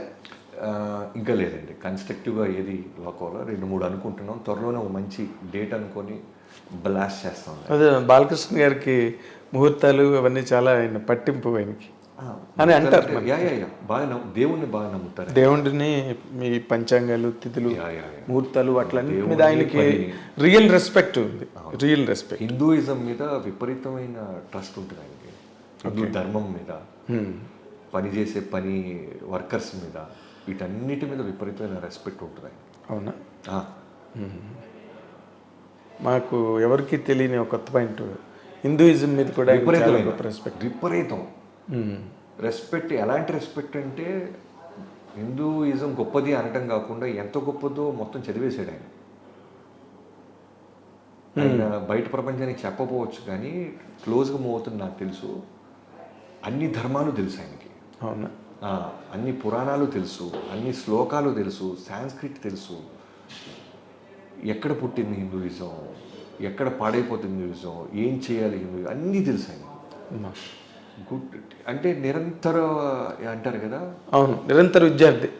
24 గంటలు అదే పనులు ఉంటాడు ఆయన. వాళ్ళ నాన్నగారి గురించి, హిందూయిజం గురించి, ఆ హిందూపురం గురించి, బసతారుల గురించి, వీటితో ఆక్యుపై అయ్యి సినిమాకి వర్క్ చేస్తుంటారంట. 4 స్తంభాల ఆట. 4 pillars of his life. Basavaram Taraka institute, వాళ్ళ ఫాదరు, హిందూయిజము, అండ్ ఇంకోటి హిందూపురం. హిందూపురం. బాగుంది. మీ ట్రావెల్, మీ జర్నీ ఎంత ఇంట్రెస్ట్గా ఉన్నాయంటే, అంటే ఒక సామాన్యమైన యువకుడు. నాకు ఇంకో డౌటు, మీరు యూ లుక్ వెరీ హ్యాండ్సమ్. ఆ రోజుల్లో అందరూ చాలామంది కొత్త కుర్రాళ్ళు సినిమాల్లోకి వచ్చారు, మిమ్మల్ని ఎవరు అడగలేదా? అంటే ఫస్ట్ ఇనీషియల్గా నాకు బిఫోర్ రైటర్ అవ్వటానికి ముందు నాకు వచ్చిన అవకాశం యాక్టింగే. అవునా? బట్ ప్రతిదీ తల మీద రాసి ఉంటే రాత మనం అది అవుతాం అనటానికి ఒక బ్యూటిఫుల్ ఇన్సిడెంట్ నేను ఆల్రెడీ 2-3 ఇంటర్వ్యూస్లో చెప్పాను, మళ్ళీ గుర్తు చేస్తాను. చిన్నకృష్ణ గారి దగ్గర రోజు ఇబ్బంది పడుతూ నిలబడుతుంటే నేను ఆయన ఇబ్బంది పెడుతూ ఓ రోజు ఒకళ్ళని పిలిచి వీడిని రాఘవేంద్ర గారి దగ్గర తీసుకెళ్ళి ఆ గంగోత్రిలో వేషం చెప్పండి వీడికి అన్నారు. ఎవరెవరు? చిన్నకృష్ణ గారు. ఓకే. గంగోత్రి సినిమా షూటింగ్కి వెళ్ళబోతుంది. ఓకే. ఇది తీసుకెళ్ళి రాఘవేంద్ర గారికి తీసుకెళ్ళండి. ఇప్పుడున్న సినిమాక్స్ అప్పుడు ఆర్కే ఒక స్టూడియో లోపల ఒక హట్ లాగా ఉండేది. ఆయనకు ఒక షెడ్ ఉండేది, ఏసీ గీసీ. ఇప్పుడు ఆటోలో వెళ్తున్నాం నేను ఇంకో ఫ్రెండ్, ఇద్దరు వచ్చాం అప్పుడు హైదరాబాద్కి. కిరణ్ గారని ఒక రైటర్ మా ఇద్దరిని తీసుకెళ్తున్నారు చిన్నకృష్ణ గారికి దగ్గర ఉన్న ఒక రైటర్. వెళ్తుంటే దిగాము, రాఘవేంద్ర గారిని ఫస్ట్ టైం చూస్తాను. అప్పటిదాకా స్వాతిలోనో ఎక్కడో కాంట్రవర్సీలోనో ఎక్కడో గరణామూడి సెలబ్రేషన్లో కనబడే రాఘవేంద్ర గారి లైవ్లో చూస్తున్నాను. ఎగ్జాక్ట్లీ. సో చూశాను, చిన్ని చెప్పాడు నీ గురించేనమ్మా అన్నాడు. ఇలా చూశారు, ఎవరన్నా బెల్ కొట్టారు, వాడు వచ్చాడు. కొలతలు అవి తీసుకోండి, ఈ అబ్బాయికి వేషం ఇచ్చేసాను. చిన్ని చెప్పాడు కదా, 4 ఫ్రెండ్స్లో ఈ అబ్బాయికి 4 రోజుల్లో రాజమండ్రి వెళ్ళాలి అంటారు. అంత ఆనందమే నాకు. నిజమా? మన సినిమాలో కనబడబోతున్నామా? అల్లు అర్జున్ హీరో వస్తున్నాడంట, అల్లు అరవింద్ గారు వాళ్ళ అబ్బాయి అంటే అతను ఎలా ఉంటాడో మనకు తెలియదు. అమ్మ కూడా ఈ ప్రాసెస్లో చిరంజీవి గారిని చూసేస్తామా? మన షూటింగ్కి వస్తాడా? ఆడియో ఫంక్షన్ మనం కూడా యాక్టర్స్లో కూర్చొని ఉంటామా? ఎంత విజువల్స్ వెళ్తున్నాయి. ఇక అయిపోయింది. ఇప్పుడు అర్జెంట్కి వెళ్ళి ల్యాండ్లైన్ ఇచ్చి మా అమ్మ ఫోన్ చేయాలి, నీ కొడుకు నటుడయ్యాడు అని చెప్పాలి. మనం నటుడు అంటే ఏంటి? సపోర్టింగ్ వేషాలు, బ్యాక్గ్రౌండ్ ఆర్టిస్ట్ అనుకోం కదా. కదా మరి మనకు కూడా 2 పేజీలు డైలాగ్ ఇస్తారు, మనం కూడా తొడగొట్టి రే ఆగరా లేదో అరుస్తాం, లేదా లవ్ సీన్ వస్తుంది, లేదా మన మీద ఒక పాట ఉంటుంది. ఇన్ని ఉంటాయి కదా, ఇన్వెంచరిస్ట్ బ్యాచ్. అవును. సో ఉంటే ఒక పావు గంటకి ఒక టైలర్ డ్రైవర్ వచ్చి కొలతలు తెస్తున్నారు. ఈ కొలత అనేది నా జీవితాన్ని మార్చింది. కొలతలు మార్చింది, ఫ్యూచర్ కొలతలే. వాడు షోల్డర్ దగ్గర పెట్టాడు బాగానే ఉంది, ఇది పెట్టాడు బాగానే ఉంది, ఇది పెట్టాడు బాగానే ఉంది. ఇక్కడికి వచ్చి నిక్కర్ దగ్గర ఆగాడు. నేను ఇలా చూస్తూ ఎందుకన్నా నడువు అంటాడు, మళ్ళీ నిక్కర్ అంటాడు. రాసుకుంటున్నారు. సార్ ఏంటి సార్? నిక్కర్ సైజ్ అయ్యా అన్నాడు. నిక్కర్ ఏంటి సార్ అంటారు. అల్లు అర్జున్ గారు నిక్కర్లో ఉంటాడు, ఆయన ఫ్రెండ్స్ అందరూ 10th class young youthful love story. అది కుర్రోడు, స్కూల్ పిల్లోడు, నిక్కర్లతో ఉన్నాను అన్నాడు. గుండె పటా పంచలు. ఎందుకంటే నేను 4th క్లాస్ నుంచి ప్యాంట్ వేసాను మా స్కూల్లో. ఓకే. నిక్కరే తెలియదు అసలు. నిక్కర్ అంటే అసలు చాలా ఇన్సల్ట్ మనకి. ఓకే. చిన్నతనం. ఎందుకంటే చాలా యాక్టివ్ అవ్వండి స్కూల్లోనే. చిన్న గ్రూపులు గీపులు, బైక్ చేజులు, గొడవలు, గోడలతో కొట్టాలి, తరకాయ కొట్టలు, ఈ బ్యాచ్ అల్లరంతా చూసి వచ్చినాను నేను. ఓకే. ఇప్పుడు వెళ్తే నా ఫ్రెండ్స్ అడుగు దొబ్బుతారు నన్ను, నిక్కరేసాడరా బాబీగాడు అంటారు. నేను ఇంకా నిక్కరేను, ప్యాంట్ బాబీగాడు, నిక్కర్ బాబీగాడు. పైగా అసలు ఎక్కి దొప్పుతారు మనల్ని. ఆ కిండలు నేను భరించలేను. వెంటనే గుండె బయలుపోయింది. మెల్లగా ప్యాంట్ అల్లు అర్జున్ హీరో అతనే ఎక్కరయ్యా అంటాడు ఆడు. సరే సరే సార్ అన్న పేరు రాసుకున్నారు, ఊరు అడ్రస్, సినిమా మొత్తానికి వెళ్ళిపో 5,000 ఎంతో ఇస్తామని ఏదో మాట్లాడుకుంటారు. ఇవేమి వినపట్లే నాకు. ఇప్పుడు ఇక్కడి నుంచి చిన్నకేష్ గారి ఇంటికి వెళ్ళేదాకా మళ్ళీ విజువల్స్. గుంటూరులో ఫస్ట్ డే వీళ్ళు వెళ్ళనీకుండా ఎలా ఆపాలి ఫ్రెండ్స్ని, వీళ్ళు చూడకుండా ఎన్ని రోజులు ఆపుతారు. పైన నేను ప్రేమించాను ఒక అమ్మాయిని, అనూష చూసేస్తుంది స్క్రీన్ మీద లెక్కర వెళ్ళి, ఈ పుల్లగాడ్డ నువ్వు ప్రేమించింది వాళ్ళ పేరెంట్స్ అంటారు. అవన్నీ వింటే నాకు చాలా డ్యామేజ్ కొట్టింది. వెంటనే చిల్లకేష్ గారి దగ్గరికి వెళ్ళి ఆయన చాలా హ్యాపీగా, ఎరా హ్యాపీయా, వాళ్ళ డేట్స్ ఏదో చెప్తారు దాన్ని ఫాలో అప్ అయిపో అంటున్నారు. నేను అలానే నిలబడి ఉన్నాను. ఏంట్రా హ్యాపీ కదా ఇంకేంటి అని మాడాలా అన్నారు. నేను వెంటనే నిక్కరంటే బాగోదని నేను డెసిషన్ తీసుకున్నాను సార్ అన్న. ఏంటి, నేను రైటర్ అయిపోతా అలా. రైటర్ ఏంట్రా అన్నారు. నేను రైటర్ అయిపోతాను సార్, నాకు ఇలా వేషాలు వద్దాను. ఏం తమాషాగా ఉందా, నువ్వే కదరా ఏమవుతావు అంటే నాకు ఏదైనా పర్వాలేదు ఇండస్ట్రీలో అంటే నువ్వు యాక్టింగ్ నీ కళా పోషకులు నీ కళాకారుడు వాళ్ళు లేదో పంపిస్తే ఇలాంటి వింటారు. ఇప్పుడు చెప్పేసి లేదు వాళ్ళు నిక్కర్ అంటారన్న. చాలా కోపం వచ్చింది. నిక్కరైతే చేయవా అన్నారు. ఆ చేయని ఊర్లో గొడవ చేస్తారు సార్, ఫ్యాన్స్ ఊరుకోరన్నట్టు బిల్డప్ ఇస్తున్నాం. ఆయన చాలా అంటే ఇది కాకపోతే ఇది, ఇది కాకపోతే ఇది, వీడు ఒక దాని మీద స్థిరంగా లేడని ఆయన కోపం వచ్చింది. సార్ అయితే ఊరికి బయలుదేరా అన్నారు. లేదు సార్ నిజంగా చెప్తాను సార్, నేను రైటర్ అయిపోతాను సార్, ప్లీజ్ సార్ మీ దగ్గర ఉండిపోతాను సార్, నేను రైటర్ అయిపోతాను సార్. ఎందుకంటే ఊరు వెళ్ళాను చెప్పొచ్చా, అనుషకి చెప్పొచ్చాను, మా పేరెంట్స్ చెప్పొచ్చా, జెండా పాతి పిలుస్తారు సో నేను వెళ్ళాను సార్ అంటున్నా. ఏదో ఒకటి చెప్పి నాకు పంపించేశారు. ఇక్కడి నుంచి ఒక 9 days మళ్ళీ ట్రాక్ స్టార్ట్ అయింది. రోజు కుకట్పల్లిలో 3 రూపాయల ఆటో ఈఎస్ఐ దగ్గర దిగటం, ఈఎస్ఐ నుంచి జీవికి ఎదురున్న వాటర్ ట్యాంక్ దగ్గర ఆటో దిగటం, 2 ఆటోలు మారాలి, 6 రూపాయలు అయిపోతున్నాయి 1 side, వెళ్ళినప్పుడు 1 side 12 రూపాయలు, 9 రోజులు వెళ్ళిపోతున్నాయి. మనం తీసుకొచ్చిన 1000 రూపాయలు మొత్తం ఆల్మోస్ట్ బస్సులకి అట్లకి అయిపోతాయి. ఆటోలే, స్టీరింగ్ ఆటోలు ఉన్నాయి అప్పుడు, పెద్ద పెద్ద పాటలు గోల గోల తీసుకెళ్తుండేవాళ్ళు. సో 9 days తర్వాత అయినా ఏంట్రా నీ బాధ, నీ గొడవ ఏంట్రా, రోజు వచ్చి ఇందూరాలు నిలబడుతున్నావు, వెళ్ళరా గుంటూరు అంటే లేదు సార్. అప్పుడైనా ఒక పని చేద్దాం, వీడందరికీ వీడే రిలీజ్ అవ్వాలన్నట్టు నీకు ఒక టెస్ట్ పెడతాం, నీకు రైటింగ్ స్కిల్స్ లేదా టెస్ట్ పెడతారు. నాకు అర్థమైపోయింది, నవ్వుతున్నారు వాళ్ళు. ఇదేదో వల్ల అయిపోయి అమ్మకాలు పెట్టే ప్రాసెస్ ఏదో ఉంది. సరే సార్ అని చెప్పారు. ఒక సంఘటన చెప్పి, ఈ సంఘటన యాజ్ ఎ రైటర్ నువ్వు ఎలా రాసుకొస్తావో రాసుకురా, రేపు పొద్దునే రాసుకురా, రాయలేరనిపిస్తే మాత్రం ఇబ్బంది పెట్టద్దు. ఎందుకంటే రైటర్ అనేది చాలా మెచ్యూరిటీ కావాలి ఒక రైటర్ అవ్వాలంటే.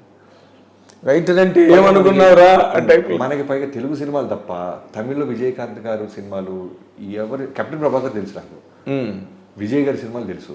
అదే కెప్టెన్ ప్రభాకర్ అప్పుడు బాగా ఆడింది కదా. ఇలాంటి VHSలు వస్తే తెలుసు మనకి, తప్ప థియేటర్కి వెళ్ళి తమిళ సినిమాలు చూసి చూస్తాడు. అంత డబ్బులు కూడా అంటే మనం తెలుగు సినిమాలకి వెళ్తాం, చూడటం, ఇంటికి వెళ్తాం. వాల్కో అనే ఇంగ్లీష్ సినిమా వస్తే తెలుసు మనకి. టైటానిక్ వచ్చిందంటే అదేదో బాగుందంటే పడవ ఊరిపోతా, ఆ జీప్ సీన్ ఏదో ఉందంటే చూడటం. ఇంతకు మించి యావరేజ్ ఆడియన్స్ కి అంతగా ఆయన ఆ టైంలో ఆయన కూడా కరెక్ట్. సినిమా రైటర్ నా దగ్గర కూర్చొని మాడాలంటే విపరీతమైన నాలెడ్జ్ ఉండాలి కదా, సినిమాలు చూసి ఉండాలి, పుస్తకాలు చదివి ఉండాలి. వీటిలో ఏ క్వాలిటీ లేదు, నీకు ఏజు లేదు, మెచ్యూరిటీ లేదు. 19 ఏళ్ళు నాకు. అక్కడ ఉన్న వాళ్ళంతా దిగ్గజాలు. ప్రతి ఒక్కరు తమిళ్ మాట్లాడేస్తున్నాడు, ఒకడు హిందీ మాట్లాడేస్తున్నాడు, ఒకడు ఇంగ్లీష్ గురించి లెక్చర్ చెప్తున్నాడు. సో నీకు అనిపిస్తే నువ్వు మాత్రం దయచేసి ప్లీజ్ బాబు ఇబ్బంది పెట్టకద్దమ్మా, బయలుదేరమ్మా అన్నారు. ఆ టైంలోనే చిన్నకృష్ణ గారు సిస్టర్కి, మా మదర్ చిరకలూరుపేటలో ఎవరి ద్వారా చెప్పేసి వాళ్ళ సిస్టర్ కూడా ఫోన్ చేస్తూ ఉన్నారు చిన్నకృష్ణ గారికి. అరే ఆ బాబీ అంటే ఏదో తీసుకురా, వాళ్ళ అమ్మ వాళ్ళ పిండి మన దగ్గరికి వస్తున్నారా అని ఇటు పక్క రికమెండేషన్ స్టార్ట్ అయింది. ఇన్నిటి వల్ల ఆయన పాపం నో చెప్పలేక ఒక టెస్ట్ పెట్టారు. ఇంకా నాకు అర్థమైపోయింది, ఇప్పుడు వెళ్ళి మళ్ళీ రేపు 12 రూపాయలు బొక్క పెట్టించుకొని నో చెప్పించుకోవడం ఎందుకు, ఈ నైటే వెళ్ళిపోదాం అని అప్పుడు ఫస్ట్ టైం కొంచెం డెసిషన్ తీసుకున్నా. తేలిపోవాలి అసలు మన దగ్గర క్వాలిటీ ఉందో లేదో, సరుకుందా లేదా అని. వాళ్ళు 11ంటికి చెప్పారు రేపు రారా అని. వాళ్ళు 1:10, 1:15 తలుపు తీసేసరికి అక్కడే నిలబడి ఉంటా. బంజారాహిల్స్ మెరిడియన్ స్కూల్ ఎదురు రోడ్ నెంబర్ 7లో ఉండేది ఆయన ఇల్లు, ఆయన ఆఫీస్, అన్ని రైటింగ్ అంతా అక్కడే.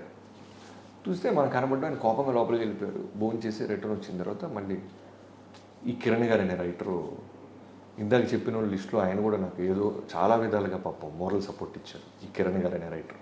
ఓకే. ఏంటి బాబు ఎందుకమ్మా వెయిట్ చేస్తున్నావు అన్నారు.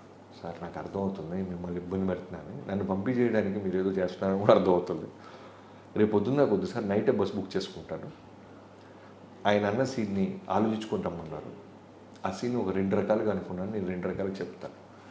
రాసుకురమ్మన్నారు. నాకు రాయటం తెలియదు సార్, అసలు సీన్ పేపర్ మనకేం తెలుసు రాయటం, నాకు తెలియదు అసలు. సో అన్ని విధాలుగా మనం సెట్ అవ్వట్లేదని అర్థమైపోయింది. నైట్ నిద్ర పట్టదు నాకు. రేపు మనకు పోస్ట్ లేదంట అనేది I can't take it. Night ఇవాళే తెలుసుకుందామని నిలబడ్డా. అవును. ఇతను వెళ్ళి చెప్పాడు. ఫైనల్ లోపల పిలిచారు, చెప్పు అన్నారు. ఒకసారి దండం పెట్టుకుని చెప్పేశాను. చెప్తే ఆయన చిన్న మౌనం నిశ్శబ్ద వాతావరణం క్రియేట్ అయింది. ఎవరైనా చెప్పారా మీలో ఎవరైనా? ఎవరు చెప్పలేదు అంటున్నారు. ఇది నువ్వే అనుకున్నావా ఈ సీన్ అన్నారు. నేనే అనుకున్నాను సార్ అన్న. రేపొద్దున 8 నుంచి వచ్చేసే సిట్టింగ్ అన్నారు. అలా నెక్స్ట్ డే 8 o'clock నుంచి నా జర్నీ స్టార్ట్ అయింది. ఉదయం 8 గంటలకు ప్రారంభమైంది సినిమా. అవును. Great, really great. ఎందుకంటే ఏ మూమెంట్ కూడా ఒక బేస్లెస్ మూమెంట్ కానీ ఇమోషన్ లేని మూమెంట్ కానీ ఇందులో ఎక్కడ లేదు.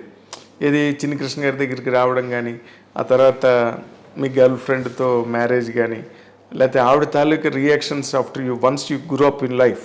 ఆవిడ మామూలుగా సోదిలే సాయంత్రం అయితేనేంటి ఇదైతేనేంటి అన్నిట్లోని there is a life really that can be admired really. So nice. Bobby garu మా ఐ డ్రీమ్ ఛానల్కి ఎంట్రీ ఇచ్చి పైగా ఇంత వివిడ్గా ఇంత ఎక్స్టెన్సివ్గా మీ అనుభవాలు దాచుకున్నవి మర్చిపోనివి అన్నీ చెప్పారు మాకు మా దాంట్లో. And tomorrow our viewers really will enjoy to the level of a sky 100%. అంచేత మీరు ఇప్పుడు బాలకృష్ణ గారితో చేసిన 109 NBK 109 కూడా చాలా పెద్ద హిట్ అవ్వాలని, మీకు బాలకృష్ణ గారి చాప్టర్లో మీకు కూడా అంత పెద్ద హిట్ వాల్టర్ వీరయ్య లాగా లేదా చిరంజీవి గారు మీకు ఫోన్ చేసి చెప్పినట్టుగా అవన్నీ మీ జీవితంలో జరగాలి. అయితే మీకు ఇంకొకటి ఏంటంటే పవన్ కళ్యాణ్ గారితో కూడా మీరు ఒక హిట్ ఇచ్చేయాలని అభిమానులు అందరూ కోరుకుంటున్నారు. తప్పకుండా. అది ఎప్పుడో ఏంటో ఎక్కడ పోగొట్టుకుంది అక్కడే వెతుక్కోవాలన్నట్టు ఈసారి నా కత్తోనే వస్తాను, గట్టిగా కొడతాను సార్. అదే మరి గట్టిగా. Very nice, very nice. అదొక్కటి మీకు బాకీ ఉంది. అవును సార్. ఆ బాకీ ఒకటి మీరు క్లియర్ చేసుకోండి. వడ్డీతో సహా వడ్డీతో సహా కడతా.